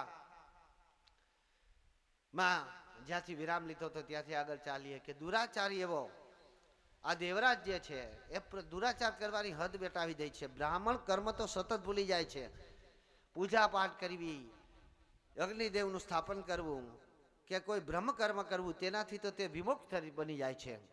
અને સાથે સાથે પોતે દુરાચાર કરે છે અને પોતાના મિત્રોને પણ પોતાના ઘરે લઈ આવી અને એને ગણિકાઓ સાથે આવા સંબંધો બાંધવા માટે તત્પર બનાવે છે. આ બાજુ તે ગણિકાને સર્વત્ર રીતે પોતાની અર્ધાંગની સમાન ગણવા લાગે છે. અરે એટલું જ નહીં, પરંતુ તે કહે છે કે મારી પત્ની એની પત્નીને કહે છે કે તારાની સેવા કરવી જોઈએ, એને હું પ્રેમ કરું છું, એનાથી હું લાગણીથી બંધાયેલો છું. મારી ભૂલ હતી કે મેં તારી સાથે લગ્ન કરી લીધા. આમ ઘણા નો કહેતા હોય કે મારી ભૂલ કહેવાય કે આ વહેલું થઈ ગયું, મોડો થયો હોત તો કાંઈ હાથમાં ન આવે, વહેલો થઈ ગયો ને ભગવાનનો પ્રસાદ હાથમાં આવી ગયો. એટલે અહીંયા દેવરાજ અનેક રીતે પોતાની પત્નીની તૃષ્ણા કરે છે. આ બાજુ એના માતા પિતા ઘણું સમજાવે છે. તો એવું કહેવાય છે કે દિનની ચર્ચા, મનન કરવાની વાત હું તમને કરી. આપણે શ્રવણ કરી રહ્યા છો. શ્રાવણે શ્રવણમયથી શ્રેષ્ઠ. શ્રાવણ મહિનામાં સાંભળવું એ શ્રેષ્ઠ ગણાય. પરંતુ શું સાંભળવું? સાંભળવું અને શ્રવણ કરવું, સાંભળવું અને કોઈ કહે એ વાતો એમનેમ કાનમાં, આપણે એક વાત મેં તમને સમજાવી કે પાદ્યમસ્તુ શીર્ષાહ, પગના તળિયાથી માંડીને માથાના વાળ સુધી આપણે પાપ કરીએ છીએ. પગેથી ન જવાની જગ્યાએ ગયા, પગથી પાપ કર્યા, ગોઠણ જેમને વારવાના વાયરા, ગોઠણથી પાપ કર્યા, જ્યાં નહોતું બેઠા બેઠા તું ત્યાં બેસા, જાંગથી પાપ કર્યા, પવિત્ર જગ્યા પર મળમૂત્રનો ત્યાગ કર્યો, મળમૂત્રના દ્વારથી પાપ કર્યા, ન બોલવાનું બોલ્યા, વાણીથી પાપ કર્યા, ન ચાવવાનું ચાવ્યું, દાંતથી પાપ કર્યા, ન દુર્ગંધ આવતી હતી ત્યાં ઉભા રહ્યા, નાકથી પાપ કર્યા, ન જોવાનું જોયું, આંખોથી પાપ કર્યા, જ્યાં ભાલ નહોતું રખાતું ત્યાં કપાળ રાખ્યું, કપાળથી પાપ કર્યા, ગરદન જ્યાં નહોતી ઝુકાવાથી ત્યાં ગરદન ઝુકાવી, કપાળથી પાપ કર્યા. એમ શિરાવય માથા જ્યાં નથી રખાતું ત્યાં રાખો તો માથાથી પાપ કરો છો. મનુષ્ય પાપથી બચવા માટે જ આ દેહ તમને પ્રાપ્ત થયો છે, પરંતુ આપણે શું કર્યું? આ દેહનો ઉપયોગ ખોટા રસ્તે લઈ ગયા, આ દેહને પાપ તરફ વાળી દીધો છે. મનુષ્ય એક જ પ્રાણી એવું છે કે જે પાપ અને પુણ્યની વચ્ચે ભેદ સમજી શકે છે. છતાંય આપણે અમુક વખત હવે અત્યારના યુગની અંદર વિડીયો આવે તો આપણે વિચારીએ કે ગાય, કૂતરો, બળદ કેટલા ભગવાનને સમજી શકે છે, એટલું આપણે નથી સમજી શકતા. વાનરો, આજે જ એક વિડીયો જોયો કે હજારો વાનર એક પંગતમાં બેસીને ભોજન કરતા હતા. તમે ભોજન ક્યારે કરી શકો? ભોજન અત્યારે આપણે જે બુફે થઈ ગયું અત્યારની સિસ્ટમને આપણે જાળવવું જોઈએ, વાત બરાબર છે, આપણે આપણા સમય અનુસાર ચાલવું જોઈએ, વાત બરાબર છે, પરંતુ બૂટ પહેર્યા હોય તો બૂટ પહેરીને આપણે વધી ગયો, બૂટ પહેર્યા હોય તો બૂટ પહેરીને પણ ભોજન કરવામાં ઊભા રહી જાય, ઊભા ઊભા ખાતા, ઊભે ઘરે ખાતા હોય. ખરેખર ભોજનનું અપમાન છે. ભોજન કઈ હું તમને સમજાવી દઈશ છેલ્લે સુધી. જે મેં તમને એમ કીધું કે મારો ધ્યેય એવો છે કે મારા ગામના લોકો જ્યાં પણ અયોગ્ય માર્ગ છે એ મારે પાછા વાળી લેવા છે, ખોટા રસ્તે છે ત્યાંથી મારે પાછા વાળી લેવા છે. ક્યાં તમે ભૂલ કરો છો? બધી જગ્યાએ હું તમને ભૂલ કહી જ કે આ ભૂલ છે તમારી, સુધરો ન સુધરો તમારી ઈચ્છાની વાત છે.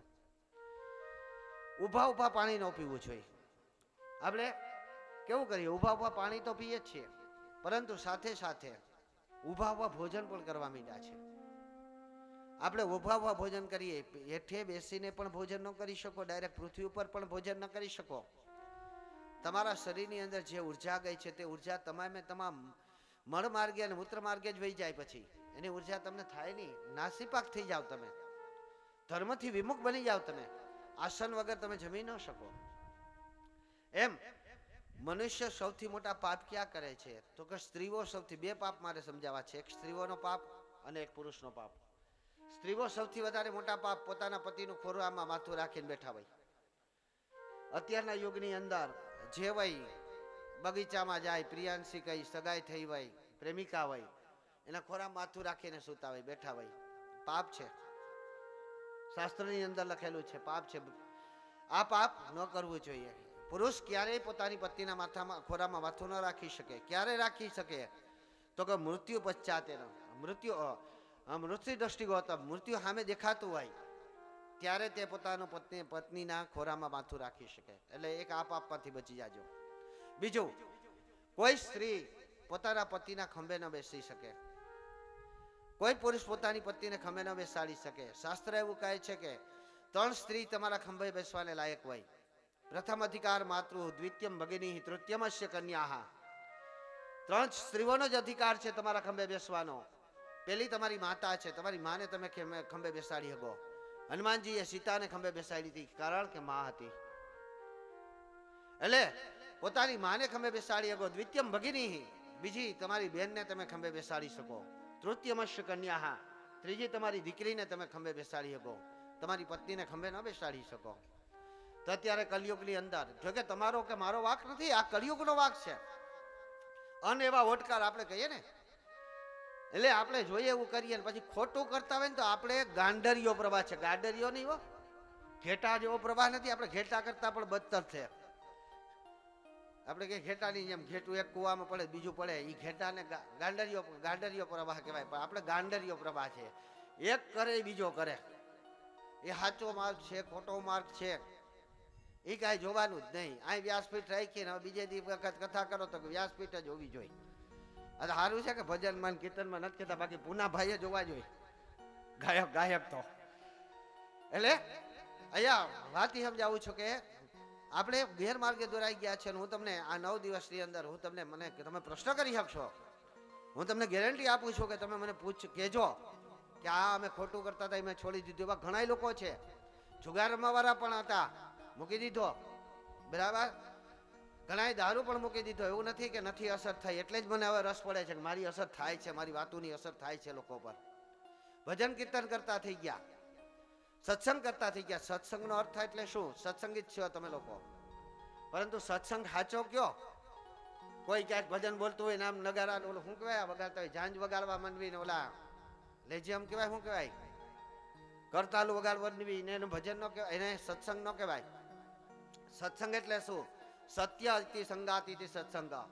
જે સત્યના સંગાતે જાય ને એ સત્સંગ. બાકી આ બેઠા બેઠા મણી આમ કરે છે ને કાર્ય આમ કરે છે ને ભાવના આમ કરે છે એમ વિચારતા હોય તો એ સત્સંગ નથી. ભલે પછી આ લોકો ગમે એટલા ભજન રાડો પાડીને બોલતા હોય. એટલે મનુષ્યએ પોતાના પગના દરિયાથી માંડીને માથાના વાળ સુધી પાપ કરે છે. પાપથી તમને બચાવવા માટે આપણે આવું કથાનું આયોજન કરીએ છીએ કે તમને એવું જ્ઞાન હોવું જોઈએ કે હું ક્યાં જે કર્મ કરું છું એ કર્મનું મને ફળ મળશે કે વિફળ મળશે. દેવાલયોની અંદર દર્શન કરવા જાઓ, જો સાચી રીતે તમે દર્શન ન કરો, આમ આવ્યું કે આંખોથી કેવા પાપ થાય તો કે ન જોવાનું, જુઓ તો પાપ લાગે. પણ જોવાનું ન જોવું ને, આમાં ઉથવું પણ છે હો. ન જવાની જગ્યાએ ન જાવ તો પાપ લાગે. જેમ બેસવાનું છે એમ ન બેસો તો બેસવાથી પાપ લાગે. બરાબર, ન બોલવાનું બોલો એમ બોલવાનું ન બોલો તોય પાપ લાગે. ન જોવાનું જોવ તો આંખોથી પાપ લાગે, એમ જોવાનું ન જોવ તો પણ આંખોથી પાપ લાગે. ન સાંભળવાનું સાંભળો તો કાનેથી પાપ લાગે, પણ સાંભળવાનું છે ન સાંભળો તો પણ કાનેથી પાપ લાગે છે.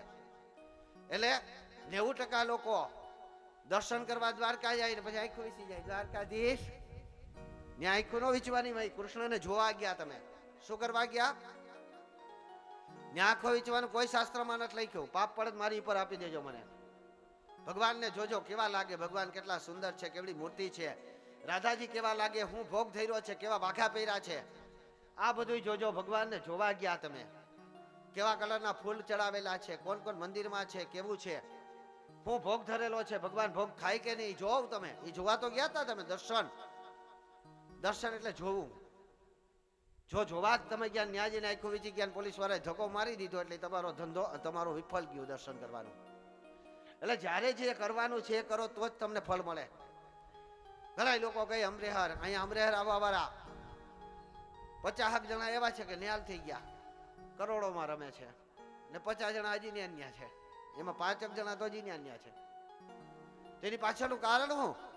કારણ કે ક્યાંક ને ક્યાંક ભૂલ કરે છે. પૂજામાં ભૂલ કરો એટલે ભગવાન ફેરવી નાખે મોઢું. મેં 3 પ્રકારના ચાંદલા સમજાવ્યા છે બાપા, અર્જન બાપા, કે 3 પ્રકારના ચાંદલા જો તમારી પાસે તમે કરેલા ન હોય એટલે કોઈ ભગવાન તમારા સામું ન જોઈ. અમે ઘણી વખત પાણી ભર દેવામાં એમ કહીએ ભગવાન વિષ્ણુની સામે તમે આવ્યા છો. વિષ્ણુનું અમે કળશની અંદર સ્થાપન કરેલું છે. પાણી કરો એ પેલા, પાણી દો એ પેલા ચાંદલા કરો. તો ઘણી બાઈ કે ચાંદલો હવે કરાય ના, ભગવાનની સામે તમે આવ્યા, ચાંદલા કર્યા વગર તમે જાઓ, તમારું મોઢું જ એ તમને પાપી જીવ સમજે, તમારે આમ જોઈએ જ નહીં, મોઢું ફેરવી જાય. આપણામાં પેલા કહેવત હતી, મારી માં મને એમ કહેતી કે ચાંદલો કર્યા વગર ઘરની બારોબાર નીકળી તો તું બીજાનું દી બગાડ નાખી. એટલે ચાંદલો 3 માંથી એક હોવો જોઈએ. મેં એની આખું ઓલું લખ્યું છે અને સાબિત કર્યું છે, એમ નહીં. આ તમારી સામે વ્યાસપીઠ ઉપરથી બોલું છું. તમારા માટે ભલે હું અજય કે અજ્યો હોય, બરાબર, અવડા એવોર્ડ એમને નથી પ્રાપ્ત કર્યા, સાબિત કરી દીધું કે કંકુના ચાંદલો કરવાની નીકળો તમને શું થાય. મેં સૌરાષ્ટ્ર યુનિવર્સિટીના ડીન આયરે ચર્ચા કરી હતી. હું એક દી બસમાં ગયો, બાકી હું 13 વર્ષથી બસમાં નહોતો બેઠો. બસમાં ગયો, અંદર ગયો, બસની અંદર 14-15 છોકરીઓ જોઈ, યુવાન, એક પણ છોકરીને કપારે ચાંદલો નહોતો. હા, ઝીણી ઝીણી ઝીણી કરતા કોઈના દાણા જેવા ચાંદલો કરતી થઈ ગઈ. પછી કે પાપી માણસો. પાપી આપણે પોતે પવિત્ર નથી રહ્યા, આપણામાં પવિત્રતા નષ્ટ થઈ ગઈ છે એટલે આપણા સામે કોઈક અપવિત્ર વ્યક્તિ જોઈ શકે.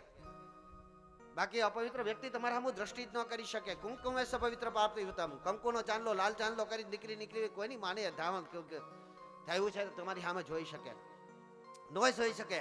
એ દીકરીમાં જ એટલી પવિત્રતા હોય. અગ્નિમાં નાખો એટલે જગી જાવ. આ એલોજનને અડો, ચોટ લાગી જશે. કોઈ અડજો છેડા છોડા છાટીને લાગી જાય ને ચોટ, એનો સ્વીકાર કરીએ છીએ આપણે. દીકરીને ભાલે કપાળનો ચાંદલો હતો કે મારી બેનું કરજો. દીકરીને સમજાવ છો કે કંકુનો ચાંદલો હોવો જ જોઈએ. તમારી પવિત્રતા એનામાંથી અગ્નિ ઉત્પન્ન થાય. સામેવાળા વ્યક્તિને કુદ્રષ્ટિ નાખવાનો વિચાર પણ નહીં આવે. મેં એક પુસ્તક લખ્યું છે, ઉદ્દીપકની હાજરી મૂળતત્વને પહેરે છે. તમારી ઉપસ્થિતિ કોક ઉપર અસર કરે છે. તમે કોઈ સારા બગીચામાં જાઓ તો તમને સુગંધ આવે, પણ તમે દુર્ગંધ આવતા ઉકેડા પાસે જાઓ તો તમને ગંધ આવે. એ બગીચો પણ તમારો નથી, પણ એની અસર તમારી પર થાય ને. સુગંધની અસર તમારી પર થાય. કારણ કે એમાં સુગંધી ફૂલો વાવેલા છે, એટલે એની અસર તમારી પર થાય. એમ દુર્ગંધ આવતી હોય એ ઉકેડો પણ તમારો નથી, પણ એની અસર તમારી ઉપર થાય. અને એનો મેં એવોર્ડ લીધો છે એ સાબિત કરીને. એટલે અહીંયા દેવરાજ પાપ તરફ પોતે વળી જાય છે. એટલે કેવા અહીંયા હું તમને એ સમજાવતો હતો કે તમને હું છેલ્લે સુધીમાં એક રોજ એક વસ્તુ સમજાવી. તમને હું એવું સમજાવી દઈ કે તમારે ખરેખર પૂજા કઈ રીતે કરવી જોઈએ, ઘરમાં કઈ રીતે પૂજા કરવી જોઈએ, કોની પૂજા કરવી જોઈએ, તમારે પૂજા કરવાથી શું ફળ મળી શકે, જો વિપરીત ફળ મળે કે ના મળે, અને વિપરીત ફળ મળે તો કઈ રીતે મળે. દેવરાજ પોતે પોતાની પત્નીનો ત્યાગ કરી અને પરનાર સાથે વ્યભિચાર કરવા લાગે છે. અને ત્યારે આ સમયને વિશે એ પોતાની જે ગણિકા હતી, પ્રેમિકા હતી, એની સાથે રાત્રે ચર્ચા કરે. રોજ રાતે જે રીતે પતિ પત્ની ચર્ચા કરતા હોય એ જ રીતે બંને જણા ચર્ચા કરે છે. ત્યારે આ ગણિકા તો એનો ઘર ભાંગવાનો પ્રયત્ન કરે છે. ગણિકા એનો ઘર ભાંગવાનો પ્રયત્ન કરે છે અને કહે છે કે જોયું ને, આ તમારા માતા પિતા તમને કેવું દૂર ભાગાડવાનું, હું તમને એટલો પ્રેમ કરું, એટલો લાગણીથી રહું તમારી સાથે, હું એટલી સુંદર છું, પરંતુ તમારા માતા પિતા કેવો તમારો વિરોધ કરે છે, મને કાઢી મૂકવાનું કહે છે. એવું હોય તો આ ઉપર આવતા રહ્યો, વરસાદ તો આપણે આવતા રહ્યો, ઉપર આવતા રહ્યો, નગર રૂમમાં આવી જાવ તો હાલશે, સંભળાવવો જોઈએ તમને, બરાબર. આગળ આવતા રહ્યો એટલે ને મહાદેવની કથા સાંભળવા ઇન્દ્ર પણ આવે ને. આપણે અમરેશ્વર દાદાને કહીએ કે દાદા તમે સાંભળો, તો એવું થોડુંક હાલે. એ દેવોના દેવ મહાદેવ છે, તો દેવોના રાજાએ આપણે ત્યાં આવવા જોઈએ, જરૂર પણ છે. એટલે ભલે આવતા. આ મહાદેવની કૃપા કહેવાય કે વરસાદ, આમ તો વિઘ્ન નહીં પણ વરસાદ પણ આપણી કથા સાંભળવા આવ્યા છે, એવું વિચારી શકાય. એટલે આ જે મલિકા જે છે, જે ગણિકા જે છે, એ દેવરાજને ચડાવે છે કે દેવરાજ જુઓ, હું તમને એટલી લાગણીથી રહું છું તમારી સાથે, અને તમારા માતા પિતા કેવું કરે છે, તમારો વિરોધ કરે છે, તમે જે કૃત્ય કરો છો એને હીન કરે, પછી એને આપણે મૃત્યુદંડની સજા આપી દે. ગણિકાની વાત તે સાંભળી અને દેવરાજ ખરેખર એવું કરે છે. દેવરાજ ખરેખર એવું કરે છે. અને રાત્રે જ્યારે એના માતા પિતા સૂતા હોય ત્યારે દેવરાજ એને મારી નાખે છે. આ બાજુ એક દિવસ આ ગણિકા એમ કહે છે કે હવે તો બધું તમારી પાસે છે, દ્રવ્ય પણ તમારું છે, ને તમારી પત્ની પણ વારે ઘડીએ ટોઈકે રાખે છે, એ પણ આમ ન બોલવાના શબ્દો બોલે છે, એ પણ અયોગ્ય કર્મ કરે છે. આથી કરીને આપણો પ્રેમ બી ખાઈ જાય છે. મને મજા નથી આવતી, આપણે એને પણ મારી નાખીએ તો. દેવરાજ ગણિકાની વાતમાં આવી અને પોતાની પત્નીનું ગરદન દબાવી મુષ્ટિકાયમ ઘાતક, મુઠ્ઠીઓ મારી નાખે છે. અને મુઠ્ઠીઓ મારી નાખ્યા પછી આ તો ગણિકા હતી, રૂપલલના હતી, એને કોઈ પુરુષ સાથે વ્યવહાર ન હતો. એને તો આજે આ પુરુષ, કાલે બીજો પુરુષ, પરંતુ પૈસાની મતલબી હતી. શાસ્ત્રની અંદર લખેલું છે કે કોઈ સ્ત્રી પોતાના પરિવારના નિભાવ માટે, પોતાના બાળકોને નિભાવ માટે, પોતાના પરિવારના નિભાવ માટે દુરાચાર તરફ ધકેલાય, પોતાના શરીરનો વેપાર કરે તો એ માફીને પાત્ર છે. પરંતુ કોઈ પુરુષ એ સ્ત્રી વિશે જાણતો હોય અને છતાં પણ એ સ્ત્રી સાથે સમાગમ કરે તો એ મહાપાપી છે. એ સ્ત્રીના પાપ છે, એ પોતાને લેવા પડે. આથી કરી અને ગણિકા કહે છે કે હવે તમારી પત્નીની શું જરૂર છે, એ પણ આપણને વારે ઘડે વિઘ્ન કરે છે. આપણે આ પ્રેમાલાપની અંદર વિઘ્ન કરે છે, આપણે આમ આવી રીતે રહેવા નથી દેતા, ની હોય તો તમારે આવું કરવું પડે છે, હાલો એને પણ મારી નાખીએ. અને નીકળી ગયા પછી આ દેવરાજ આ બાજુ જુએ છે તો ક્યાંય એની સંપત્તિ નથી મળતી. એને સંપત્તિ જ્યારે પ્રાપ્ત નથી, દેખાતી નથી, ત્યારે ઘર નિભાવ ખર્ચ કરવા પણ કાંઈ રહેતું નથી. ગામમાં જઈને બ્રાહ્મણનો દીકરો છું, ભિક્ષા આપો, અંતે પાછો વારો એ આવે. અત્યારે રાજમહેલો બનાવી લીધા, હીરા મોતી સોના મહોરો બધાય પ્રાપ્ત કરી લીધું, પરંતુ જ્યારે ખાવાનું ન રહ્યું ત્યારે ગામની અંદર ભિક્ષાવૃત્તિ કરવા ગયો. ગામના લોકોએ ધૂતકાર્યો, તું ઈ પાપી છે, તું ઈ દુરાચારી છે, તું ઈ અત્યાચારી છે, તું ઈ વ્યભિચારી છે. અહીંયા જો દાનનું મહત્વ પણ સમજાવી દઉં.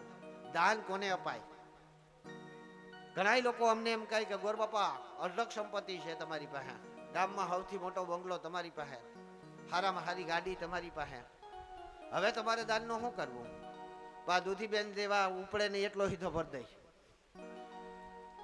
ઉપડે નહીં એટલો હીધો ભર દઈ, બે બે થેલીમાંથી એમ થાય કે હવે આમાં ઓછું આપ્યું હોત તો શું સારું. પછી શા માટે? તો કે સુપાત્ર એ પાત્ર ને પાત્ર દાને ચ પાત્ર સુપાત્ર. હા, દાન કોને અપાય? તો કે સુપાત્ર વ્યક્તિને જ અપાય. જો સુપાત્ર વ્યક્તિ, તમે કોઈને ગમે એને ભીખ આપી દો. મેં મારું ઓલું લખ્યું છે કે એવડા બાળકને તમે 5 રૂપિયા વાપરવા આપો ને, ભીખ માંગતો હોય ને, તો તમે પાપ કરો છો, પુણ્ય નથી કરતા.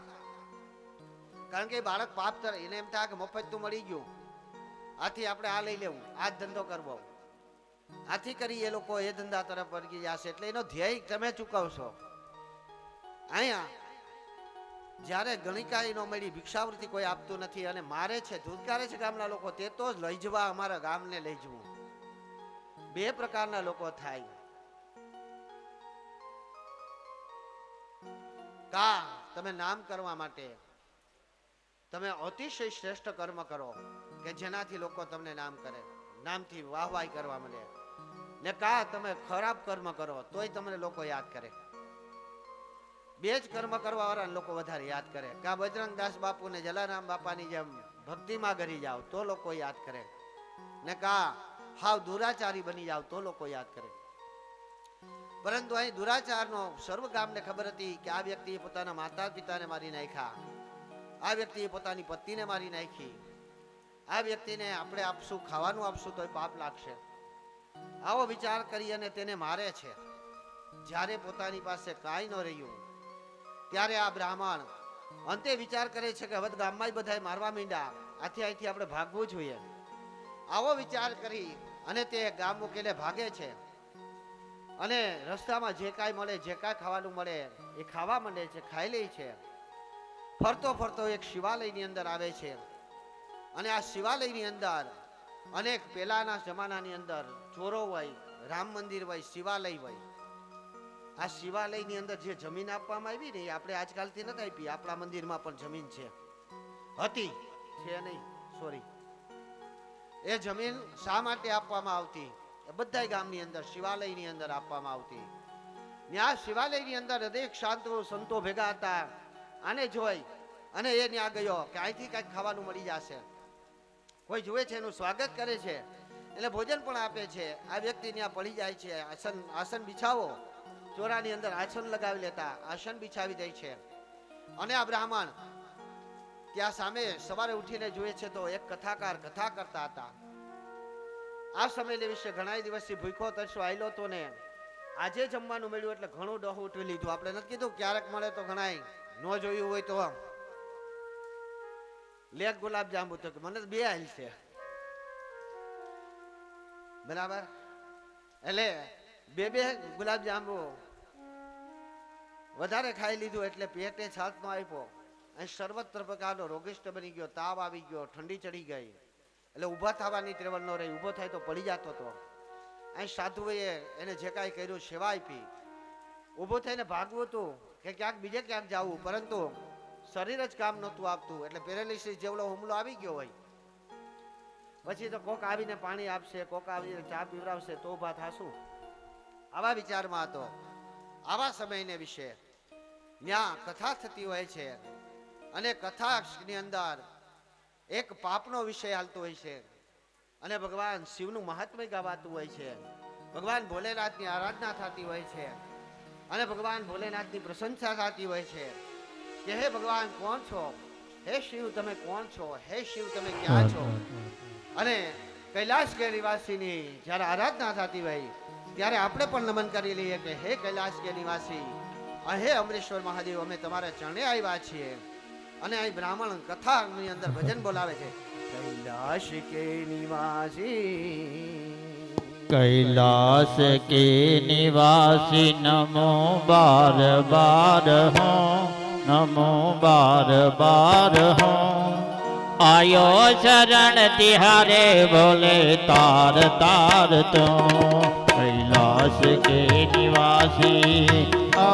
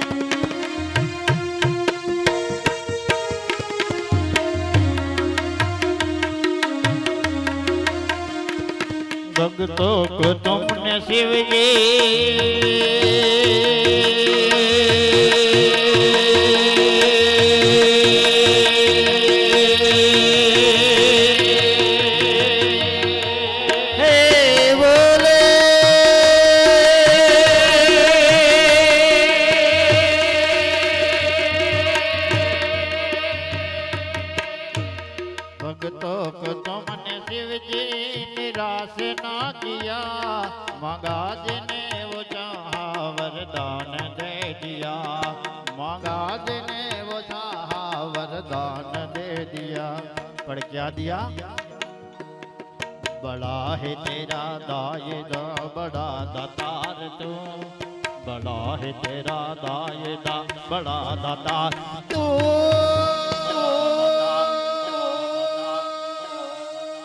ओ भोले हे से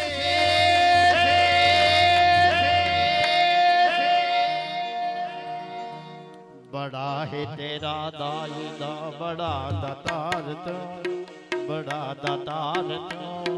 आयो शरण तिहारे बोले तार नार तू, कैलाश के निवासी।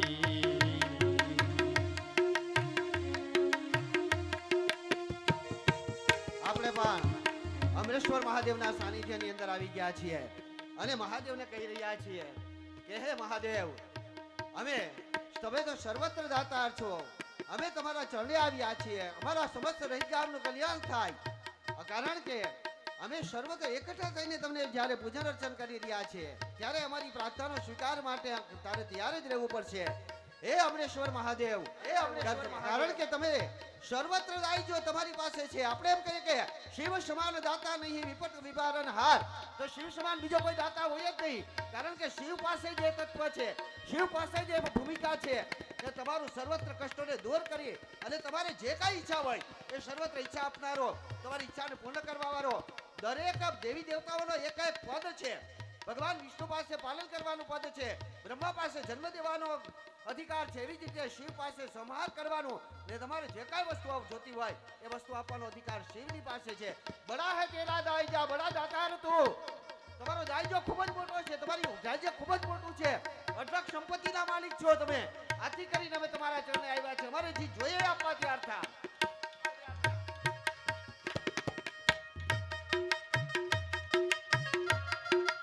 જય હો, જય હો, જય હો, જય હો।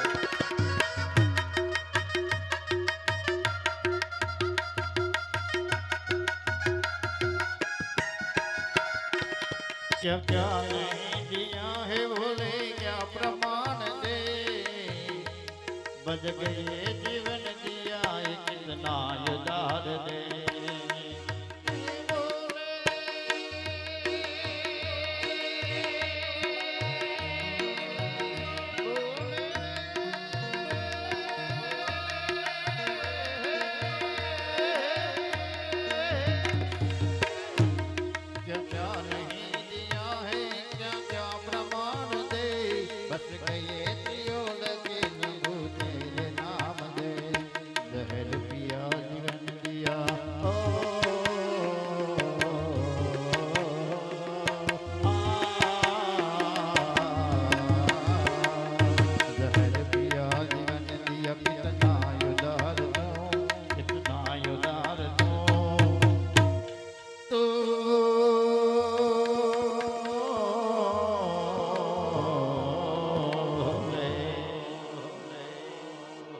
जहर पिया जीवन दिया कितना उदार तो, आयो शरण तिहारे बोले तार नार तो, कैलाश के निवासी।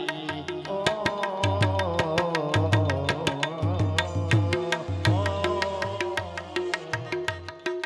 ભગવાન શિવે આ પૃથ્વી ઉપર પ્રમાણ દેવામાં કોઈ બાકી નથી રાખ્યું।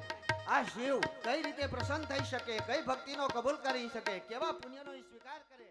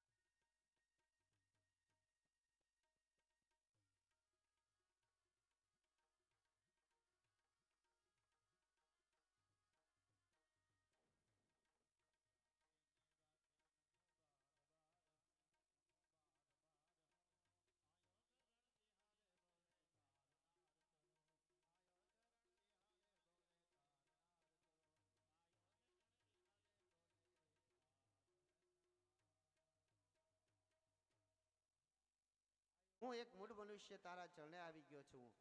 તારી કૃપા વગર ક્યાંય પાંદડું પણ હલતું નથી. ના તિલા તલમ ચ ના અક્ષતા ફલમ, નથી તલ જેવડું તારી કૃપા વગર હલતું કે નથી પહાડો પણ તારી કૃપા વગર કોઈને મળતી. આપણે ઘણી વખત માંગણી કરીએ કે મારે આ જોઈએ આ જોઈએ, પણ મહાદેવને જઈને તમે એમ કહો કે તિલા તલમ ચ અક્ષતમ બલમ, હે મહાદેવ તારી કૃપાથી મારે જ્યારે જે વસ્તુની જરૂર હોય તે મળે. તિલા તલમ, સ્નાન કરતા કરતા ગંગા આવી છે, ખોટા ભાગો છો તમે, ખોટા બચવા. આ ઇન્દ્ર સાક્ષાત મહાદેવની અમરેશ્વર દાદાની કૃપા કહેવાય. ના પાડજો જી કે નથી જોતો, હાલો બંધ કરાવી દો, હાલો બાંધી દઉં. હે તો પછી અમરેશ્વર મહાદેવ સાક્ષાત આવી ગયા. એટલે અહીંયા જ્યારે પોતાને ભોજન પણ પ્રાપ્ત થતું નથી, જલ પણ મળતું નથી, ત્યારે પોતાનો દેહ ત્યાગ થઈ જાય છે, આસક્તિથી મુક્ત થઈ જાય છે. અને આસક્તિ મુકાઈ જાય ત્યાર પછી એનું શરીર છૂટી જાય છે અને એને લેવા યમદૂતો આવે છે. તો યમદૂતો હજી તેને અડવા જાય ત્યાં જ ત્યાં શિવદૂતો આવી જાય છે. શિવદૂતો કે ભાઈ રેવા દ્યો. તો કા અમે લેવા આવ્યા છીએ. તો કે તમે કોણ? તો કે અમે શિવના ગણો છીએ. તો કે શિવ ગણો શા માટે લેવા આવ્યા? આને તો યમરાજાને યમદૂતો લેવા આવે. અને આ તો પાપી છે, દુરાચારી છે, અત્યાચારી છે, વ્યભિચારી છે, હગા મા બાપને મારી નાખ્યા, હગી પત્નીને મારી નાખી. આવા પાપી વ્યક્તિને બચાવવા માટે તમે શા માટે આવ્યા? ત્યારે શિવગણો કહે છે કે એ જીવાત્મા એ છેલ્લે શિવના ચરણે વયો ગયો હતો અને છેલ્લે એને વિનંતી કરી હતી કે આયો શરણ તિહારે પ્રભુ પાર ઉતાર તું. છેલ્લે શિવને એવું કહી દીધું કે હું તારા ચરણે આવ્યો છું, હું તારા ચરણે આવ્યો છું, હું તારા ચરણે આવ્યો છું, હે પ્રભુ મુક્તિ અપાવ, મુક્તિ અપાવ, મુક્તિ અપાવ.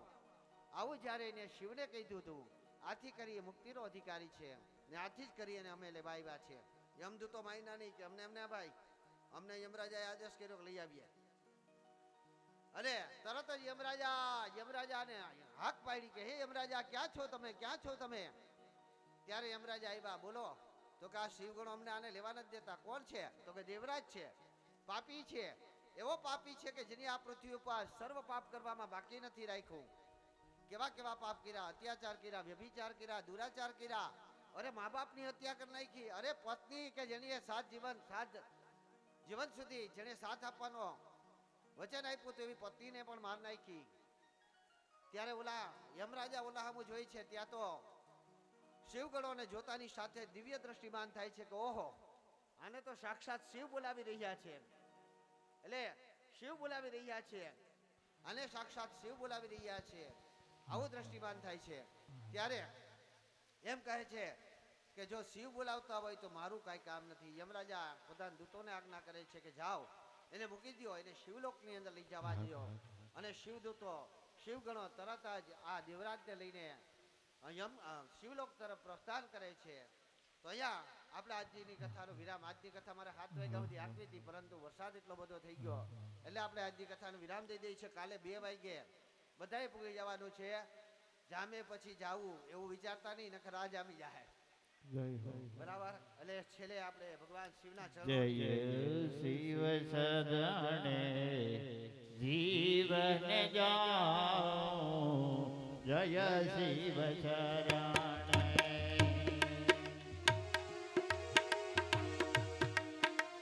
હાલો આરતી વાળા ઉભા થઈ જાજો અને પ્રસાદ વેલા.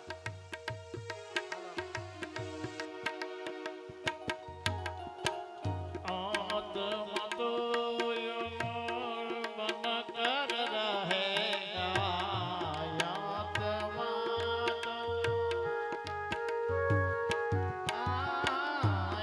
આત્મા તો અમર બન રહેગા.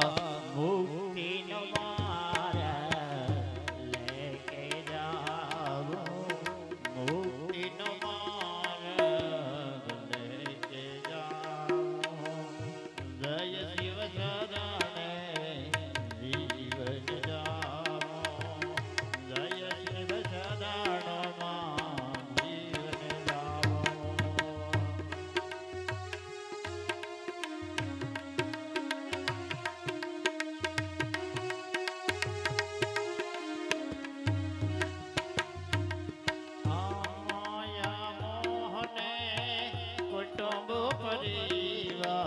ભાઈ દેવડાની તૈયારી કરજો, દેવડા પેટાવાની તૈયારી કરજો. મોયાને મમતા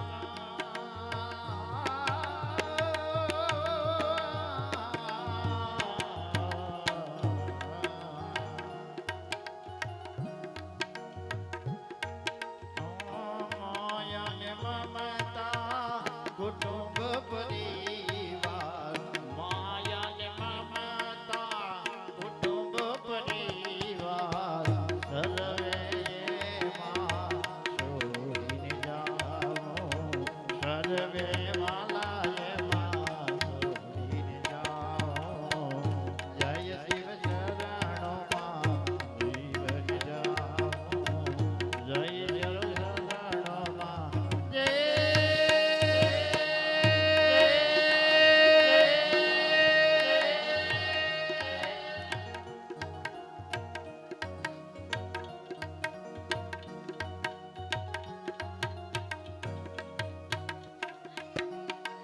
મોહ ત્યાગી મમતા વાગી, મોહને ત્યાગી,